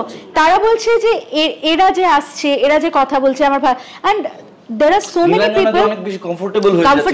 তারপরে ধরো নীলাঞ্জনার ক্ষেত্রে বলছি, when she came on my show, আমি একটা specially if they are women, আমি একটা জেনে নিই, বা ইভেন মেন, তোমরা যদি আমার শোতে কোনোদিন আসো দেখবে, আমি একটা কল করি যে এই আমি প্রশ্নগুলো বলে দিই না, অনেকে প্রশ্ন দিয়ে দেয়, আমি সেটা কোনোদিন দিই না। আমি বলি এই ফ্লোটা আমি ফলো করব।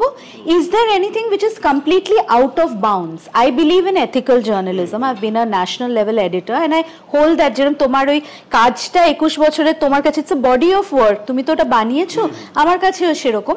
তখন নীলাঞ্জনা ফর ইনস্টেন্স বলেছিল যে আমি আমার ফর্মার পার্টনারের কোনো রেফারেন্স, কোনো উল্লেখ আমি চাই না। হ্যাঁ, তোমার ক্ষেত্রে, আমার ক্ষেত্রে তো পারিবারিক সম্পর্ক, আমি এমনিতেই হ্যাঁ তুমি তো একটা আলাদা, আমি আমার ক্ষেত্রে বলছি। তো সেটা was something that I kept in mind, যে তুমি যদি ইন্টারভিউটা দেখো বা তোমরা যদি দেখেছো, not even once have I mentioned the name of Jishu Sengupta, and that was a tough thing to do because there are certain questions about her life যেটা তো connected হবেই to her marital journey also. তুমি জানো ওই প্রশ্নটা করলেই yeah, you know, you are somebody, I like the fact, আমি যেরকম I'm a very like talk kind of person, bok kind of person, তুমি নয়। সৌরভের ক্ষেত্রে for me he's a treasure trove of information. You know, from him I get to know so many things about health. আমি বাকিদেরটা honestly follow করি না, but আমার কাছে জানো তো, we are also building, আমাদের personalityটা is also appealing to certain people who are watching. It's not just the guest. আমার একটা খুব দুঃখ থেকেও পডকাস্টে আসা, জানো তো, আনন্দবাজারের অত্যন্ত সিনিয়র সাংবাদিক তিনি। আমরা যে ধরনের পডকাস্ট করি তাতে নেম ড্রপিং হয় না, তাই আমরা নাম নেব না। তিনি মানে এতটাই সিনিয়র যে আমি বলছি গৌতমদার যে ব্যাচের সাংবাদিকদের তৈরি করেছিলেন সেই ব্যাচের একজন সিনিয়র মহিলা সাংবাদিক, তিনি একটা পডকাস্ট চ্যানেল করলেন এবং তিনি বললেন ইন্টারভিউ দেবো, এবং এমন সূত্রে এলেন যে হ্যাঁ আসবেন। যেমন আমি যখন সঙ্গীতা ডেকেছে আমি বিনা দ্বিধায় চলে গেছি। তারপর সে আমার কোনো কাজের নাম জানে না, অথচ আমি কতগুলো প্রেম করেছি সব জানে। এ কি আমি বুঝতে পারছি, প্রেম নিয়ে খবর রাখাটা তো আমার অসুবিধা নেই, করেছি, প্রেস জানতেই পারে, কিন্তু আরে তোমার সাথে প্রিয়াঙ্কার ছবিটা বলো না যেটা খুব হিট করেছিল, এইটা তুমি বলো না, অন্তত চিরদিন এটা জেনে তখন রেকর্ডিং শুরু হয়ে গেছে, মানে রেকর্ডিং এর মধ্যে বলছে এ কি, এটা আমি টু ব্যাড, এটা অপমান। আমি তো একটা জিনিস অ্যাড করি যেটা এখানে, হ্যাঁ সত্যি রাহুল দা তো দুঃখ করেছিল এটা কি। হ্যাঁ, এবং তারপর তুমি ইন্টারভিউ পুরোটা দিয়েছিলে? আমি ইন্টারভিউ দিয়েছিলাম, তারপর রাত্রে প্রচুর কথা শুনেছি। Of course you are justified. প্রচুর কথা শুনেছিলাম ওর সাথে। না, তোমার পার্সোনালিটি আমার মনে ছিল উঠে বেরিয়ে চলে যাওয়ার টাইম। উনি আমার বাড়িতে এসেছিলেন, ওনার বাড়িতে গেলে এটা করতে হবে, নিজের বাড়ি ছেড়ে কোথায় যাবো, উনি তো থেকে যাবেন না। এটা তো ঠিক, এই ধরনের ইন্টারভিউ তো আমার মনে হয় যে রাহুলকে প্রচুর ফেস করতে হয়, আমাদের তো করতে হয় না, আমাদের তো নিতে হয়। বাট একটা পয়েন্ট যেটা আমি এইখানে গৌরব যেটা তুললো যেখান থেকে, যে আমি এটা বলছি না যে রাহুলের অডিয়েন্সটা, যেই অডিয়েন্সটা রাহুলের ফেম থেকে আছে সেই অডিয়েন্সের বাইরেও রাহুল যেটা বললো যে ওর যে অফার সাইটটা, ওর যে কনভারসেশনালিস্টের সাইটটা, এটা যারা বেশি জানে তারা কিন্তু রাহুলের পডকাস্টের দর্শক বেশি দেন ওই চিরদিনের দর্শক। এটা হলো প্রথম কথা। দ্বিতীয় কথা হলো এই যে অ্যাডভান্টেজ আছে, যেটা অস্বীকার করার কোনো উপায় নেই, ওটাই বলছি, অ্যাডভান্টেজ আছে। এবার তুমি যে কথাটা বললে পার্সোনালিটি, আমাকে আজকে কেউ চিনতো না, আমাকে ইন্ডাস্ট্রিতে মানুষজন চিনতো, সেটা খুব স্বাভাবিক, মানে খুব সাধারণ চেনা, এবং আমার বন্ধু বান্ধব চিনতো। কিন্তু তারপর একটা পয়েন্টে দেখলাম যে people are connecting to me directly, not with the guest. Exactly, that's what. এটা না আমার একটা অবাক লাগলো, মানে আমার জীবনের জন্য এটা একটা কি বলবো, এটা তোমার প্রশ্ন করার প্যাটার্ন দাদা, তুমি খুব মানে এতটা কমফর্ট দাও যারা তোমার কাছে যায়, পড়াশোনা, রিসার্চ ফ্যাক্টর থাকে, কথা বলা একটা শান্তি লাগে। খুব ঠান্ডাতেও অরুণাবদার গলা শোনা যেতে পারে একদম, সেটা high energy, high voltage energy যদি পাঞ্চ করা হয় কিছু হয়। আমার অরুণাবদার পডকাস্ট থেকে যেটা খুব মনে হয়েছে যে অরুণাবদা is a very good listener. ও এত মন থেকে শোনে যে এত সাইলেন্স থেকে, ওটা তো জরুরি, ওইটাই তো জরুরি মনে হয় আমার। আর ঠিক ওই টাইমটাতে আমাদের মনে হয় প্রত্যেকের যে ওইটাই সবচেয়ে জরুরি, যে আমরা কত মন দিয়ে শুনছি। কিন্তু এই যে পার্সোনালিটি বলছো, এটা না আমার মনে হয় প্রত্যেকটা পডকাস্টে তৈরি হয়, এবং দেখা যায় যে এই এপিসোডে কে আসছে তার চেয়ে অনেক ইম্পর্টেন্ট হলো আমার সঙ্গে বসে, আমার পাশে বসে অ্যাজ ইফ একজন দর্শক তাকে সেম প্রশ্নটা করছে এবং তার কাছ থেকে শুনছে। এটা আমি একটা পয়েন্টে রিয়েলাইজ করলাম। এবং আরেকটা জিনিস যেটা আমার মনে হলো, এটা হলো কেন আমার পডকাস্ট বা কেন এখন পডকাস্টটা আস্তে আস্তে, এবং সত্যি বলছি আমার I am feeling very proud যে আমি হলাম মানে the first one to start this. এটা ভাবতেও এত ভালো লাগে, মানে doing this together, it's so beautiful to, মানে এবং প্রত্যেকেই নিজের দর্শকটা তৈরি করছে, প্রত্যেকেই নিজস্ব একটা স্টাইল তৈরি হচ্ছে, প্রত্যেকের রাহুলের পডকাস্টার হিসেবে বা ইন্টারভিউয়ার হিসেবে তোমার একটা আলাদা আইডেন্টিটি তৈরি হচ্ছে, যেটা আমি পার্সোনালি খুব কানেক্ট করি। রাহুলকে বলছিলাম যে আমি প্রত্যেকটা এপিসোড যখন দেখি আমি কিন্তু রাহুল কি প্রশ্ন করছে সেই জন্য দেখি, লোকটা কি উত্তর দেবে সেটা আমি জানি হয়তো, কিন্তু রাহুল এই প্রশ্নটা কি করে করবে, তোমরা কিভাবে করবে সেজন্য দেখি। আমার মনে হয় প্রেমাশিসের ক্ষেত্রে যে কারণে আমার একই অতিথি যদি রিপিট হয়, মানে সোল কানেকশনে এসেছে আমার কাছে আসলে আমার কোনো অসুবিধাই নেই, এবং সম্পূর্ণ আলাদা কনভারসেশন, একদমই তাই। তুমি নীলাঞ্জনাকেই দেখো না, it was such a different conversation, right? আমি জানি অনির্বাণ আসছে, অনির্বাণের সঙ্গে আমার কনভারসেশন, কারণ বাংলা বাজারে সেলিব্রিটি দিনের শেষে কম পড়িবে, একদম পরিবেই কিছু করার নেই। শোনো, তুমি একটা কথা বলেছিলে যেদিন তুমি আমায় ফোন করেছিলে to invite me for this, যে Shree we may be seen as competitors, but at the end of the day we are a community of podcasters. Correct. So also our audience is a community that we are building through the podcast. Shay mane actually a conversation is the starting point of a community. আজকে বন্ধুত্বটাও তো দেখো না, it's a community. আজকে we are meeting here, we are talking like friends, কি খারাপ কি ভালো, it's a community. তো সেটাও তো বিল্ড হচ্ছে। একটা হচ্ছে যে বেসিক্যালি তো মিডিয়া অল দ্য পডকাস্ট সবার কাছেই প্রশ্নটা, বেসিক্যালি তো মিডিয়া বিভিন্ন রকমের কাজ হচ্ছে, কেউ গল্প বলছে, কেউ এর কথা বলছে, কেউ ইন্টারভিউ করছে, মোটামুটি এই ধরনেরই কথা। এবার এটা বলতে মানে এটা তো একটা ব্যবসায়িক দিক আছে, কারণ টাকা লাগে, বেসিক্যালি একটা খরচা অনেকটা লাগে লোকের কাছে পৌঁছে দিতে। এবার বাকি সমস্ত মিডিয়া যা দেখছি আমরা, সেখানে যদি দায়িত্ব না থাকে, পডকাস্টার কমিউনিটি কি বেশি দায়িত্ব নিয়ে ফেলছে একটা own cost? It's a very nice question. দেখো, আমি আর একটা লেয়ার এটাতে অ্যাড করলাম।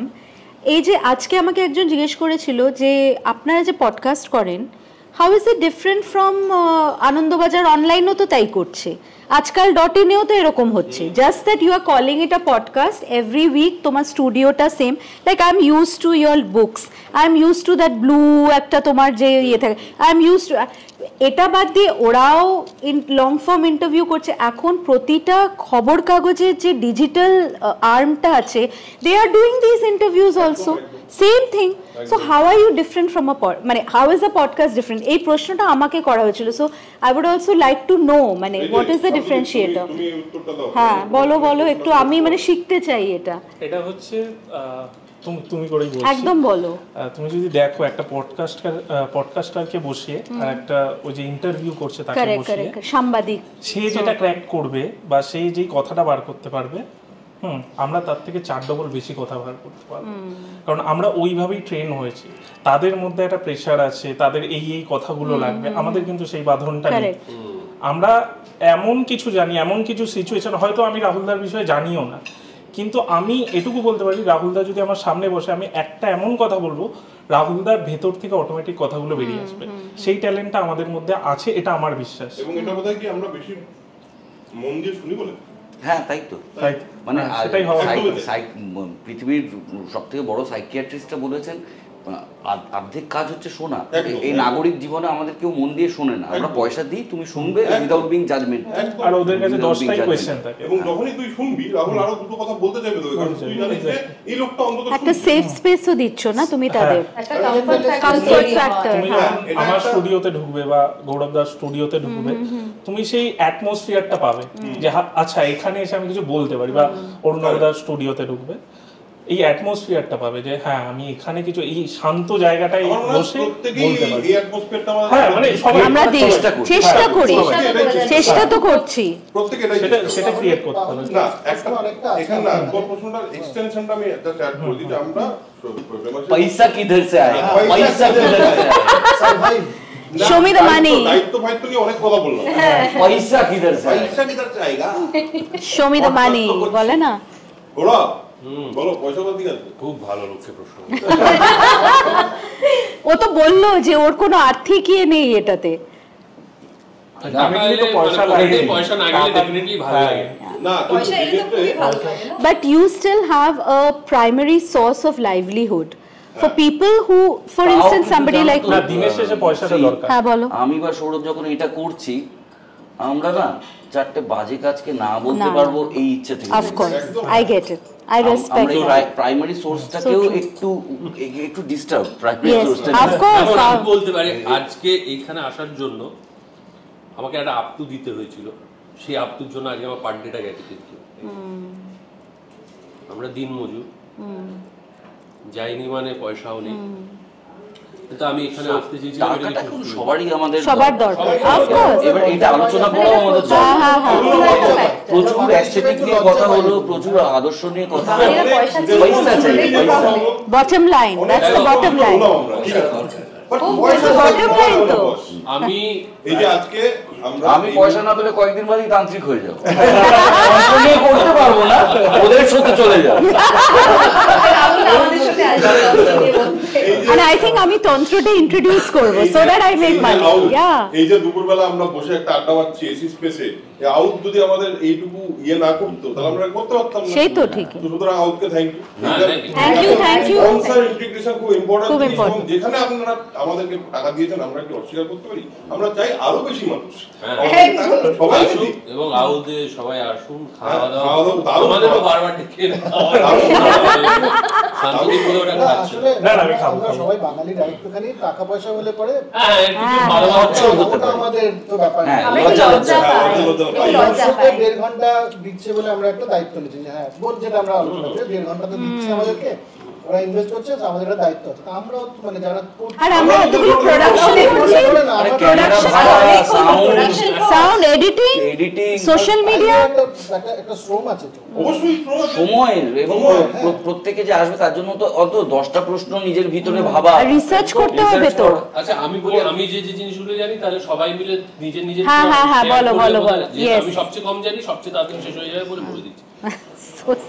এক নম্বর হচ্ছে যে আমরা কখনো কখনো নিশ্চয়ই, আমার যেটা পার্সোনালি মনে হয়, যদি তেমন সত্যি নলেজেবল কোনো মানুষকে পাওয়া যায় এবং তিনি যদি সত্যি সত্যি পেইড পডকাস্ট করতে চান বা কোনো ব্র্যান্ড, যেগুলো আমাদের কাছে বোধ তোমার কাছেও আছে, আমার কাছেও এসছে, এমন কিছু ব্র্যান্ড সেগুলো আমি করতে পারি, কোয়ালিটি কম্প্রোমাইজ করা, সেগুলো খুব ভালো টাকার গোটা তিনেক অফার তো এসেই ছিল, সেটা দিতে হয়, কিছু করার থাকে, হাত জোর করে ছাড়তে হয়েছে।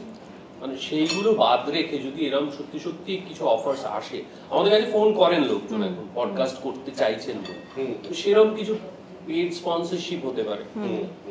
দ্বিতীয়ত আমার যেটা মনে হয়, যেহেতু এখানে সবাই রয়েছেন, যে যদি এরকম সত্যি কিছু করা যায়, মানে আমরা এমন অনেক মানুষকে মিট করি বা ইন্টারভিউ করি যাদের নিজস্ব একটা স্কিল আছে, তারা যদি আমাদের সঙ্গে কোলাবোরেট করে সেই স্কিলটাকে শেয়ার করেন, যদি কোনো কোর্স ম্যাটেরিয়াল তৈরি করা যায় এবং সেটা কোনো অ্যাপের মাধ্যমে বিক্রি করা সম্ভব হয়। 2, 3 হচ্ছে জুম মিটের মাধ্যমে যদি স্পেসিফিক কিছু ওয়ার্কশপ আমরা ক্রিয়েট করতে পারি, যে 2 ঘন্টা 3 ঘন্টার ওয়ার্কশপ, জুম মিটের এইটা লিংক, এটা রেজিস্টার করার জন্য এত টাকা, সেটা দিয়ে তারা সব, যদি আমরা এরকম একটা ক্লাসের মতো কিছু ক্রিয়েট করতে পারি, মানে টিউটোরিয়ালস বিক্রি করা একটা অপশন হতে পারে। অ্যাডস কি করে সত্যি সত্যি তোলে সেটা আমি জানি না, কিন্তু আমি দেখেছি বহু মানুষ ব্র্যান্ডিং পান, মানে বহু ইনফ্লুয়েন্সার ব্র্যান্ডিং পান। ডেফিনেটলি ব্র্যান্ডিংই বোধহয় ফাইনালি আমাদের এমন একটা টাকা প্রোভাইড করতে পারে যেটার মাধ্যমে আমরা বহুদিন পর্যন্ত সার্ভাইভ করতে পারি। এটা প্রচন্ড গুরুত্বপূর্ণ একটা ফ্যাক্টর। টাইটেল স্পন্সরশিপ হতে পারে, অ্যাসোসিয়েট স্পন্সরশিপ হতে পারে, course sponsorship is the way to go. Sponsorship is the only way. আমার যেমন তো রাহুল, আমার মনে হয় মানে পেইড যেটা একটা এপিসোড, দুটো এপিসোড, ওটা লং টার্ম না, মানে না, কিন্তু আমার তার সঙ্গে এই কোর্সের গল্পটা আমার খুব পছন্দের আর কি। মানে ধরো তোমার সঙ্গে আমি কোল্যাব করে যদি সত্যি সত্যি এরকম একটা ধরো একটা অ্যাপ ক্রিয়েট করতে পারি, যেখানে রাহুল অভিনয় শেখাচ্ছেন, স্টুডেন্ট হিসেবে আমি থাকছি, বা এই রকম ভাবে যদি একটা ইন্টারঅ্যাক্টিভ একটা কোর্স সেশন যদি ক্যামেরা কি করে কি করে, এবং সেটা সেই অনলাইন কোর্সটার বদলে আমরা একটা কিছু চার্জ করলাম। আমি একটা এখানে অ্যাড করতে চাই, this is such a critical thing. দেখো এখন তো এখানে কলকাতায় there is a mushrooming of media schools and colleges, যেখানে জার্নালিজম কোর্স, যেহেতু আমি অনেক সময় গেস্ট লেকচারশিপ করেছি, যদিও এখানে compare to other states the money is terrible even for a guest lecturer, ঠিক আছে, because we are talking money, we should talk about money. The thing is, podcasting should be taught in media colleges because it is a skill. Just bhalo kotha bolte para is not a good podcaster. Today I'm telling you, like I said, I came with zero knowledge of video editing, everything. I feel I'm graduating into the CEO of a digital media firm because I am looking at the marketing. I am getting involved into এই যে ধরে নাও কি episode যাবে, the programming. I am sitting with my social media team and deciding কোন রিলটা আমরা কি কাটলে, as you are saying, views ও আমাদের চাই, we cannot, people are paying money to boost reels, so it's a money game at the end of the day, যতই তুমি এটা intellectualize করো. So I think if we can also teach podcasting, if media colleges can have podcasters come, like I would love it to learn myself from somebody like Rahul da, especially when interviewing film personalities, the style is more like freewheeling too. No, tutorial na. But also if you want to become a podcaster, what are the things you should know? Like I would love to do a digital marketing course in that podcasting.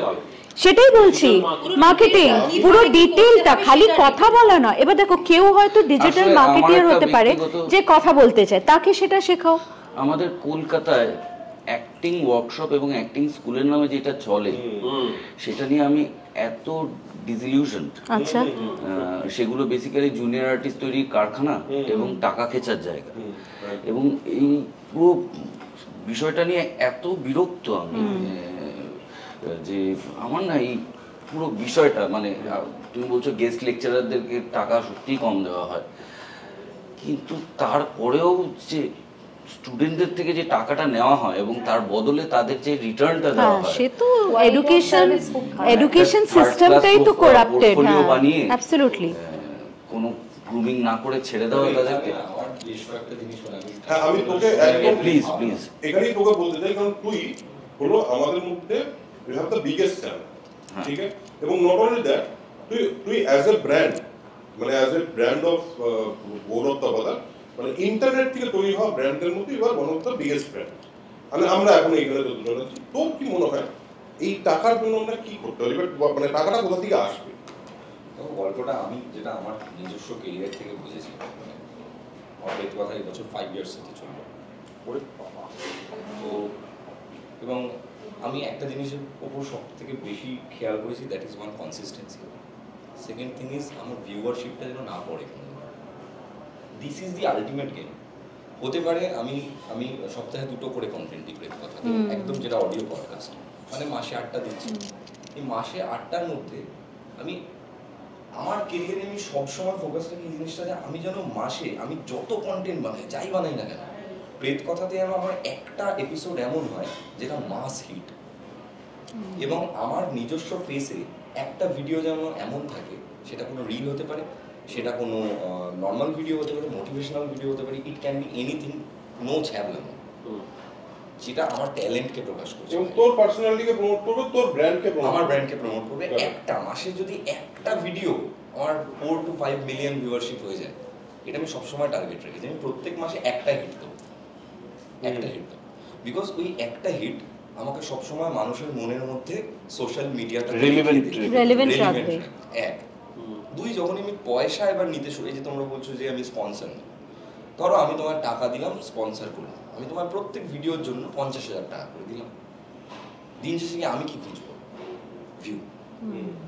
আমি 50,000 টাকা তোমায় invest করছি, আমি ধরে রাখতে পারি যে তুমি আমাকে 2 লাখ ভিউ তো এমনি দিয়ে দেবে। এবার তুমি যদি 2 লাখ ভিউটা ব্র্যান্ডকে না দিতে পারো, তাহলে ব্র্যান্ড তোমার থেকে দূরে সরতে শুরু করবে। এগেইন তুমি একটা অফিসের প্রেশারে পড়ে যাবে, যেই প্রেশারটা ছাড়ার জন্য সবাই আজকে ইন্ডিপেন্ডেন্ট কাজ করছে। আবার সেই একটা ব্র্যান্ড এলো, একটা কর্পোরেট সংস্থা, তারা ভিউ পেলো না, তারা চলে গেল, আবার আমার পকেট ফাঁকা হয়ে গেল। 1 এবার 2 নম্বর হচ্ছে, তাহলে আমি যদি পেইড পডকাস্ট করি, যেটা আমি খুব আমি আমার চ্যানেলে কোনোদিনও পেইড পডকাস্ট করি। আমার চ্যানেলে আমি যখন প্রথম, তখন যেটা নিয়ে কথা হচ্ছিল, আমি কালো জাদু তন্ত্র নিয়ে কোনো এপিসোডই করিনি। আমি বেশিরভাগ ক্ষেত্রে যে আমার চ্যানেলে একজনই তান্ত্রিক আসেন, তার নাম রানাদা, এবং ওই একজনই তান্ত্রিক উনি প্রচন্ড হিট আমার চ্যানেলে আসেন এবং আমি ওইখানের অন্য কাউকে ওই ব্র্যান্ডিংটা দিতেই চাই। এটা আমি একদম মানে ইন্টেনশনাল যে আমার চ্যানেল থেকে একজনই ব্র্যান্ড থাকবে, আমি অন্য কাউকে এই জায়গাটায় আনবো না। আমি বছরে তার সাথে 3টে পডকাস্ট করবো বা 4টে পডকাস্ট করবো, আমার মাথায় সেট থাকে এই 4টে পডকাস্ট আমি জানি আমাকেও মাইলেজ দেবে, ওকেও মাইলেজ দেবে। আমি যদি ওখানে 5 জন তান্ত্রিকের সাথে এবার পডকাস্ট করি, মানুষ গৌরব তপাদারের প্রতি বিশ্বাসযোগ্যতা হারাবে এবং মানুষজন গৌরব তপাদারকে আর দেখবে না, বলবে এও তান্ত্রিক, কেউ তান্ত্রিক, কেউ তান্ত্রিক। এবং আমার মানে এপিসোডে তান্ত্রিকরা এসেও তন্ত্রের কথা বলে না, তারা এসে ভূতের গল্প বলে। এবং আমি যদি জিজ্ঞাসা করি যে আর রাহুর জন্য কি হয়, ওই একটু পডকাস্টটাকে বাড়ানোর জন্য লাস্টের দিকে 10 মিনিট উনি যে একজন তান্ত্রিক, 10 মিনিট একটু একটা ইন্ট্রোডাকশন, এমনই একজন তান্ত্রিক। তো আমি একটা জিনিস খেয়াল করে দেখলাম, যদি টাকা নিয়ে আমরা প্রচুর পডকাস্ট করতে স্টার্ট করি, একসময় মানুষের আমাদের প্রতি বিশ্বাসযোগ্যতা হারাবে। এবং এটা একটা প্রসেস, এই প্রসেসটা থেকে তুমি যতই বলো না কেন আমি ঢুকবো না, আমি মন থেকে করছি, একদিন বেরিয়ে যাবো এই সমস্ত কিছুর থেকে, এটা হয় না। এরকম ভাবে পৃথিবীর বড় বড় কোম্পানিজ থেকে শুরু করে সবাই যখন একটা প্রসেসে আসে তখন তারা প্রফেশনাল হয়েই যায়। এবং আমরা প্রফেশনাল হয়ে যাবো তখন। এবং 50,000 টাকা না দিলে আমি তোমার সাথে পডকাস্ট করবো। তুমি যখন দিচ্ছ এসে এবার তুমি যদি আজে বাজে কথা বলো, তোমার মতো করে আমাকে 3টে রিল কেটে আপলোড করতে হবে, আমি কেন তোমার কথা শুনে 3টে রিল কেটে আপলোড করব? আমার যদি মনে হয় তুমি বাজে কথা বলেছো আমার পডকাস্টে এসে, আমি তোমার পডকাস্টটা আপলোডই না করতে পারি। ঠিক ঠিক রাইট, একদমই ঠিক। তোমার ব্র্যান্ডটা আলাদা ব্র্যান্ড, কিন্তু অ্যাজ এ পডকাস্টার তোমার যে ব্র্যান্ডিংটা সেটার পেছনে মানে ওর বক্তব্য হলো পার্সোনাল ব্র্যান্ডিংটা যদি আমরা একটু জোর দিই তাহলে বোধহয় আমাদের ভবিষ্যতে তুমি মাসে একটা হিট দেওয়ার চেষ্টা করো, একটা এমন পডকাস্ট যেটা তুমি জানো যে আমার আর 10টা কন্টেন্ট না চললেও এই কন্টেন্টটা আমাকে ওই ভিউয়ারশিপটা দেবে, যেটা আমাকে বছরের পর বছর রেলিভেন্ট রাখবে। এবং তুমি যদি বছরে 12টা হিট দাও, তার মানে তুমি ওই বছরটা পার করে গেছো। সিগনিফিকেন্ট পয়েন্ট, একটা কথা বিশাল পয়েন্ট যেটা ও বলছিল, সেটা হচ্ছে যে পয়সার চাপে আমার ক্ষেত্রে সেটা হয়নি। আমার ক্ষেত্রে একজন এসেছিল, আমার মনে আছে, তোমাকে বলেছিলাম একদিন, যে সে ভালো টাকা দিয়েছিল, ওকে ভালো টাকা দিয়ে সে ভুলভাল বলেছে, আর আমি বুঝতে পারছি ভুলভাল বলছে। ও বাড়ি গেল, কিচ্ছু না, আমি ওখানে না বলিনি, ফালতু ক্যাচাল করবে। হ্যাঁ, না না না, ওইটা না, ওইটা তো ছাড়িনি, সেটা দাও যেটা বলছিলাম আমি তোমায়, ওটা না। মানে আমি একটা লোক ছিল যে সবার চ্যানেলে এখন নিজে চ্যানেল খুলেছে, দেখেছো?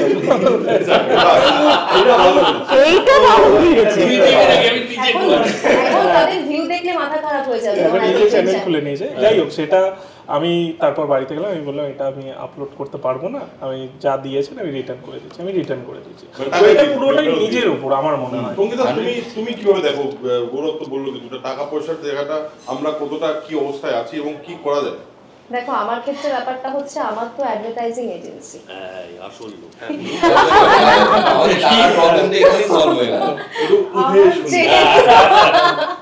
আমাদের নিজস্ব যেহেতু অ্যাডভার্টাইজিং এজেন্সি, তার জন্য যেটা হয় যে ব্র্যান্ড যেটা তুমি বলছো, আমাকে পডকাস্ট ওয়াইজ আমি পেড প্রমোশন যেটা, সেটা নর্মালি করতে চাই না, করিনি তা বলবো না, কিন্তু কোয়ালিটি যেটা সৌরভদা বলছিল যে কোয়ালিটিটা দেখে নেওয়া খুব জরুরি, সেটা অবশ্যই দেখে নিই। এমনও হয়েছে তাদেরকে আমি বলেছি আপনি অফিসে আসুন, আমি কথা বলবো, সামনাসামনি দেখবো, কথা বলে ভিডিও ক্লিপ পাঠান, নিজে দেখে যে আপনি কি বলছেন সেটা দেখে নেওয়া এক হয়। দ্বিতীয়ত, যেহেতু আমার ধরো অ্যাডভার্টাইজিং এর জন্য, আউটডোর অ্যাডভার্টাইজিং এর জন্য মার্কেটিং সেলসের টিম রয়েছে, তো সেক্ষেত্রে আমার এইটা একটা সুবিধা। হ্যাঁ, কারণ ওনার প্রত্যেকটা ডিলের মাথায় দেখতে নানান রকম লোগো, এদিকে ওনার লোগোটা, এদিকে এক একটা লোগো করে পাল্টাতে থাকে। এটা একটা সুবিধা।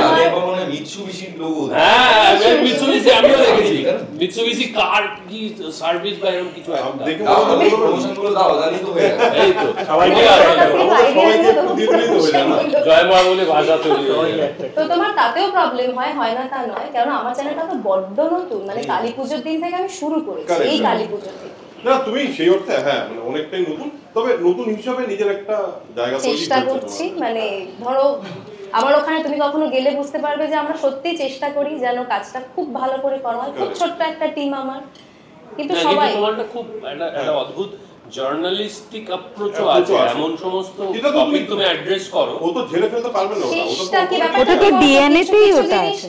কিছু জিনিস না মানে ছাড়া যায় না, যেমন ধরো এই রিসেন্টলি যে এসএসসি ব্যাপারটা হলো, মানে আমাকে অনেকে বারণ করেছে তোর করার দরকার নেই, কিন্তু আমি ভাবলাম যে কোথাও হয়তো আমার রেসপন্সিবিলিটি আমি পারলাম না নিজেকে আটকাতে। আমার যেমন সেম এক্সপেরিয়েন্স হয়েছে, আমি যখন ইসলাম নিয়ে এপিসোড করেছি, আমাকে প্রোমো দেখার পর আমি যে কত মেসেজ পেয়েছি, সৌরভ এই এপিসোডটা করিস না, ড্রপ ইট, এইটাই হয়। কিন্তু কোথাও তোমার ভেতর থেকে ওটা আসবে যে আমি এটা বাদ দিতে পারবো না। এবার সেই জায়গাটা ফ্যাক্টর একটা থাকেই, কারণ অনেক সময় মানুষ কিন্তু অ্যাকসেপ্ট করে না, কিছু মানুষ করে, কিছু মানুষ করে না। তবে আমি বলবো যে গালাগালি তুলনামূলক একটু কমই খেয়েছি এখনো পর্যন্ত, জানি না ফিউচারে কি আছে। ভালো টপিক তুলে আসবে, ভালো টপিক এখনো সময় হবে, যত বড় হয় একদম গালাগালি খাচ্ছে লোক, আমরা খাচ্ছি, আমি তো প্রচুর খেয়েছি, আমিও খাই, প্রচুর খাই। তুমি কোথায় একটা তুমি কন্ট্রোভার্সি খাও? তুমি আমি আমরা কে কে গালাগালি খাই? খাই না খাই না, আমি গালাগালি খাই না তা নয়, মানে আমি গালাগালি খাই মানে একে কেন আনলেন? আচ্ছা ওটা গালাগালি না। রাহুল, তোমাকে গালাগালি মানুষ কম দেবে জানো তো, তোমাকে দেখে একটা ব্যাপার আসে। আমাকে কয়েকদিন বিয়ে ভেঙে অন্যের সাথে প্রেম করো না, তখন দেখবে কিরকম গালাগালি টানা 5 বছর খেয়েছি। হ্যাঁ অনেক হয়ে গেছে, এটাও ফ্যান্টাস্টিক লেগেছে। তারপরেও কোন একটা পডকাস্টে গিয়ে ওপেনলি নিজের ওই ডার্ক ফেজের কথাটা বলা, it needed a lot of courage. ঠিক আছে, সবাই এই লোকটা বলছে কেন দিব্যি চলছে, রাহুল আমার পডকাস্টে এসেই বলেছে। আমার বলাতে কোনো আপত্তি নেই, তোমার জিজ্ঞাসা করাতে আপত্তি নেই, কিন্তু চিরদিনই নামটা জেনে। আমি রাহুলদাকে বলেছিলাম, রাহুলদা এই পার্টটা আমি রাখবো, রাহুলদা বলে হ্যাঁ কেন নয়। আমার ক্ষেত্রে এটা এক্সপেরিয়েন্স। জীবনকে যদি ডিলিট না করতে পারি, ইনফরমেশনকে ডিলিট করে কি হবে? তুমি খিস্তি। আমার ক্ষেত্রে কি হয়েছে, আমি কিন্তু গালাগাল খাই না, তাহলে গেস খাই, গেস্ট প্রচন্ড। হ্যাঁ আমারও গেস্ট খায় প্রচন্ড প্রচন্ড, জানে বলে আমায় তেমন যে বিরাট গালাগাল করে দেন, আমায় এই রাহুলদার মতো বলে একে আনার কি দরকার ছিল, কিন্তু গেস্টরা অনেক ভাইরাল, আমার তো সাংঘাতিক ট্রোলড হয় গেস্টরা আমার সাথে ভীষণ। হঠাৎ রনি কতরে 8.9 প্রায় 9 মিলিয়ন ভিউ হয়েছে, সেটাতে পুরো না কাট কাট কাট কাট কাট কাট এই গালাগাল করছে, আবার কাউন্টার করছে। আমি একটা কিন্তু ওরা নিজেদের মধ্যেই সর্ট আউট করে নেয়, ওরা একটা কমেন্ট আমি 140টা রিপ্লাই, আমি একটা রিল ডিলিট করতে বাধ্য হলাম, কারণ সেখানে মানে আমি দেখছি যে এরপরে এরকমও হতে পারে এই রিলটা যদি আরেকটু পপুলার হয়, আমার 4 মিলিয়ন অবধি যাওয়ার পর আমি ডিলিট করে দিলাম রিলটা, কারণ ওখানে পুরুষ এবং মহিলাদের মধ্যে একটা যুদ্ধ বেঁধে গেছে। ও গড, তুমি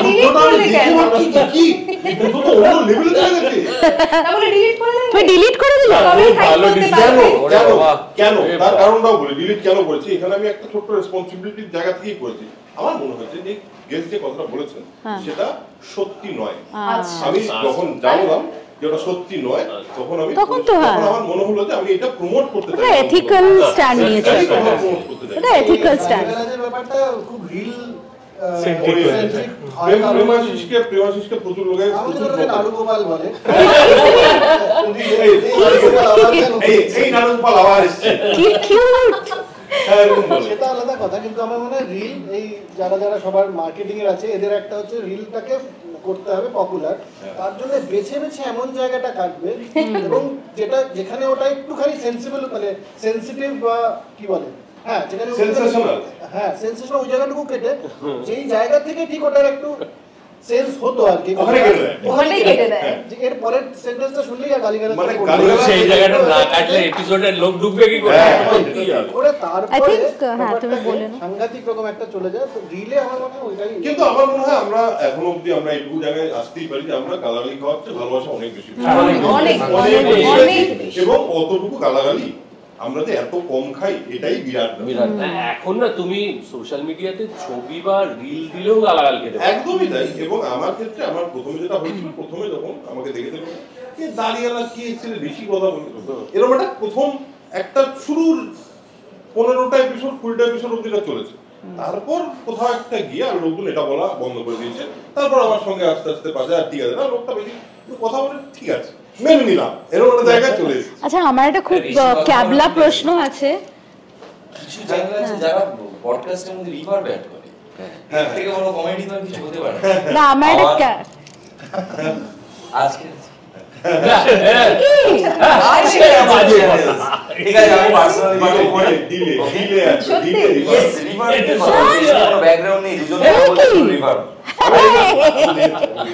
হ্যাঁ এটা আছে প্রপার পডকাস্ট আরে যা পারছে পডকাস্টের নামে আরে একদম এগুলো তো করি হ্যাঁ এগুলো আচ্ছা আমার একটা ক্যাবলা প্রশ্ন আছে why don't people subscribe মানে why এটা কেন আচ্ছা এখানে একটা প্রশ্ন করেছে আমি সবাইকে উত্তর দিতে আমি সবচেয়ে সাবস্ক্রাইবার কিভাবে সাবস্ক্রাইব কেন করে হ্যাঁ কেন করে আমার ধারণা সাবস্ক্রাইব করে লোকে যখন তারা দেখতে পায় একটা কনভারসেশন তার খুব ভালো লাগলো সে দেখে চলে যায় আমার ক্ষেত্রে এটা প্রচুর হয় দেখে চলে যায় আমার এখন অবধি 62% আনসাবস্ক্রাইব লোক দেখ মোর দ্যান দ্যাট আমাদেরও তাই অনেক বেশি রিটেনশন সবাই কিন্তু কেন সাবস্ক্রাইব করে না দে আর ওয়াচিং কিন্তু কো সাবস্ক্রাইব করে ভাই সাবস্ক্রাইব করাটা ইজ ভেরি তুমি করা যাবে সাবস্ক্রাইব করো যেটা ভালো লাগে করে দিন না আমি দেখেছি এটা আমার ক্ষেত্রেও সমস্যা ধরো আমার একটা চ্যানেল ভালো লাগলো সন্ধিশ তারপর আমি সাবস্ক্রাইব করলাম কিনা আমার মনে থাকলো না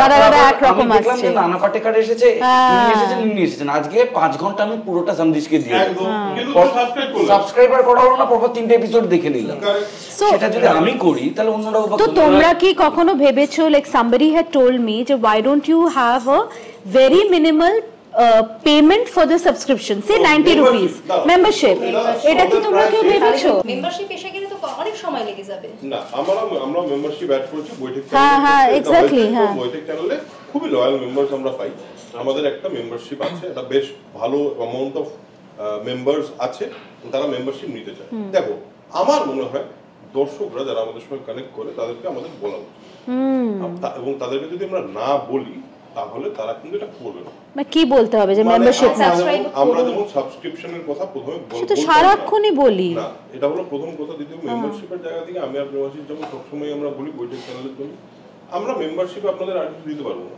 আপনাদের যদি মনে হয় এই ইনিশিয়েটিভটা ভালো প্লিজ স্ট্যান্ড বিসাইড আস ওকে আপনার 59 আচ্ছা হ্যাঁ সেটাই তো আমি বলছি আপনার 59 টাকা লাগবে কিন্তু এই 59 টাকা আমার জন্য খুব বড় matter it's a big thing হ্যাঁ না কিন্তু আমি বলছি সেক্ষেত্রে সৌরভ 59 দিল আমি দিলাম না আমি হতে পারবো না একদম এবার এর পরে যেটা নেক্সট স্টেপটা হলো আমরা মেম্বার অনলি কন্টেন্ট এটা আমাদের মনে হয় মেম্বার অনলি কিছু মেম্বার অনলি আনতে হবে সেটাই তো আমি বলছি এটাই তো আমি বলছি হ্যাঁ we have to make it member only to get more revenue আমার সহজ কথাতেও যদি 1.5 ঘন্টার কন্টেন্ট থেকে 8 ঘন্টার একটা কন্টেন্ট যেটা আমার সেই সেলিব্রিটিটাকে নিয়ে মেম্বার অনলি রাখতে অ্যাবসলিউটলি এটা আমারও প্ল্যান এটা কিন্তু একটা ভালো way isn't it a good idea to make it yes খুব সহজ এবং right how complicated it is না কেন তুই যে গেস্টকে আনলি তারই 8 ঘন্টা এক্সট্রা নিলি খালি এডিটিং এর জন্য তোমার সময়টা যাচ্ছে এডিটিংটা একটু তোমার মানে ইয়ে হবে আর এই 8 ঘন্টাটা প্ল্যাটফর্মের পডকাস্টে প্রমোট করে দেবে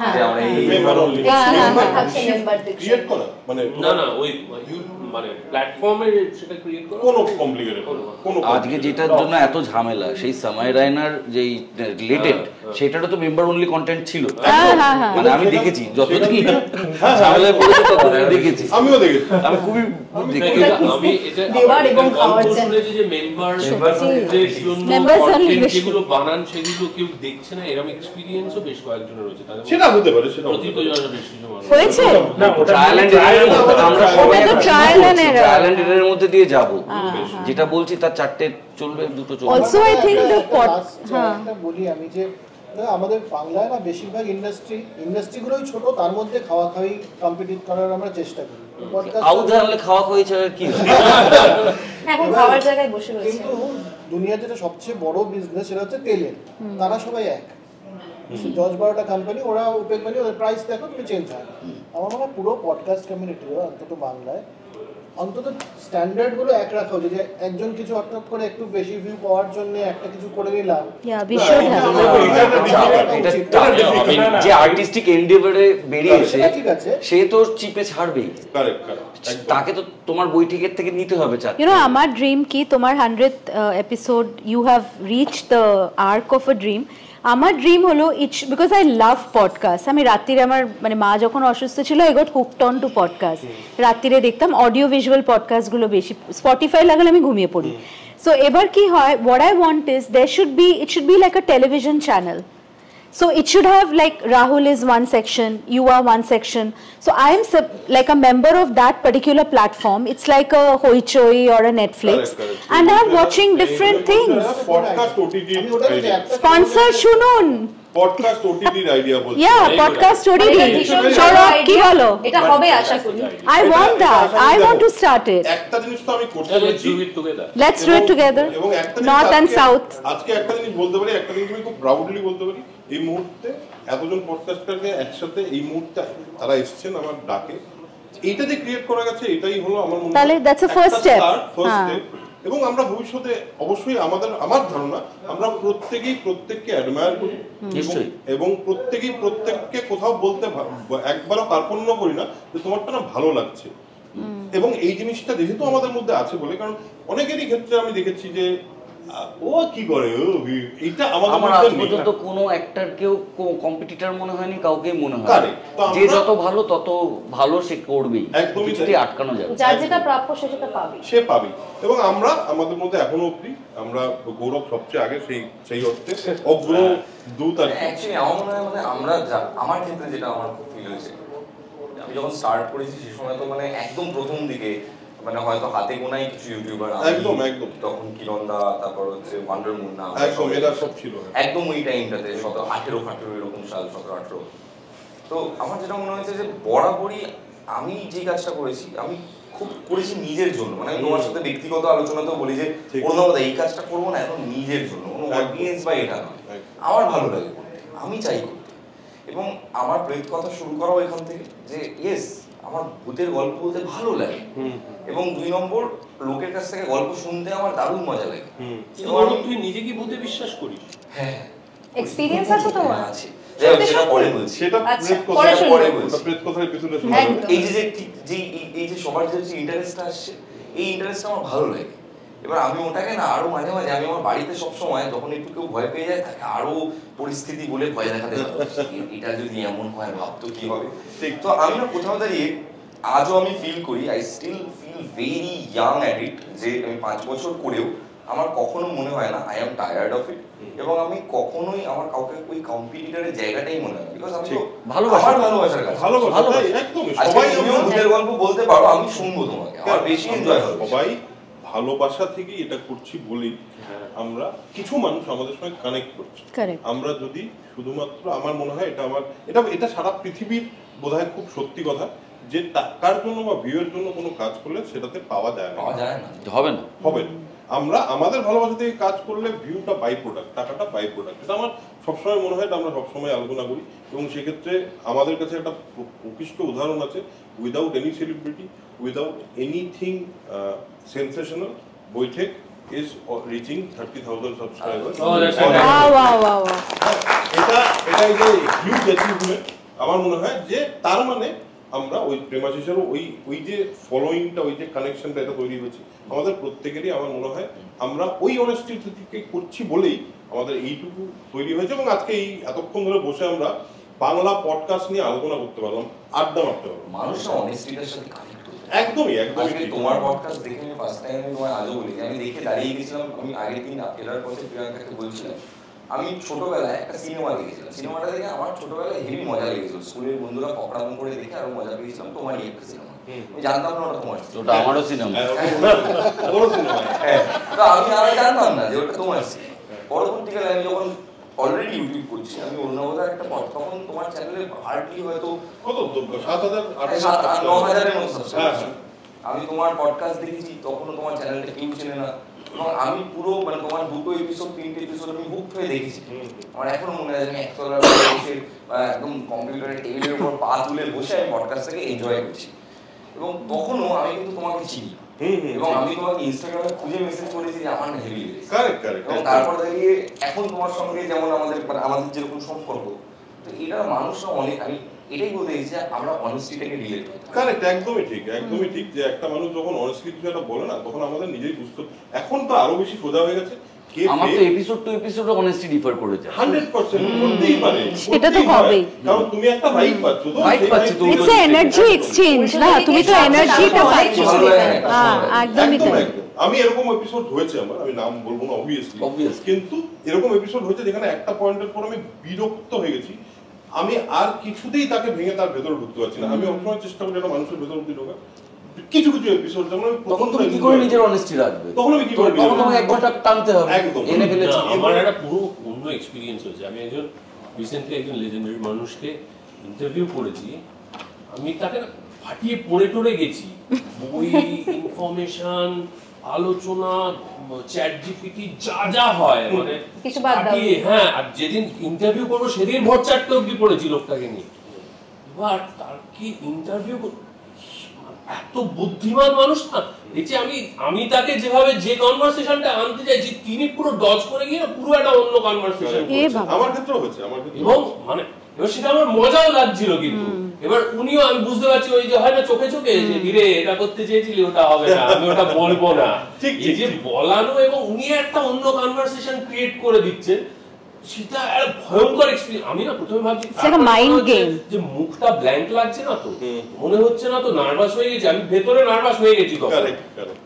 এটা আমাদের হতেই থাকে, বাট আলটিমেটলি আমরা আজকে এপিসোড এখানে শেষ করবো। আমরা প্রচুর অনেকগুলো মানুষ, আমরা অন্ততপক্ষে এই টেবিলে সবাইকে বলতে পারি আমরা না কথা বলতে পারি, কারণ আমরা প্রত্যেকদিন ইউটিউবে আপনাদের ওখানে কথাই বলি। তো আমরা এই কারণে সরি টু ইন্টারাপ্ট, এই কারণে অরুণবদা আমি 3 দিন 4 দিন ধরে জিজ্ঞাসা করছি কি হবে, ও আসবি একদম। আমার পয়েন্টটা হলো যদি এই টেবিলে আমাকে কাউকে বলে দিতে হয় যে কি বলতে হবে, তাহলে আমার এই এপিসোডটা করার কোনো মানে নেই। রাহুল দা তো ধমকে দিল শুরুতে,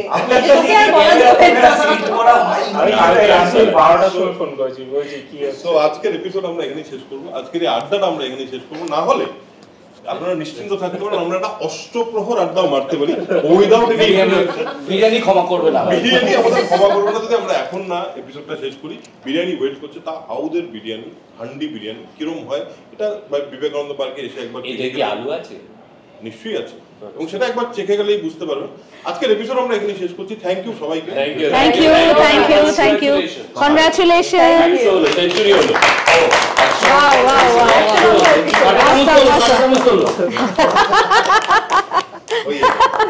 ঠিক আছে, থ্যাংক ইউ সবাইকে আবার। আর শেষে যেটা বলি বারবার, আরেকবার বলে দিই, সেটা হলো spread knowledge, spread positivity, because knowledge is power and positivity is And সবার চ্যানেলটা প্লিজ সাবস্ক্রাইব করবেন, সবার চ্যানেল এবং ইনস্টাগ্রাম, অবশ্যই Instagram, Facebook, everything, just subscribe. Thank you, দেখা হচ্ছে পরের এপিসোডে।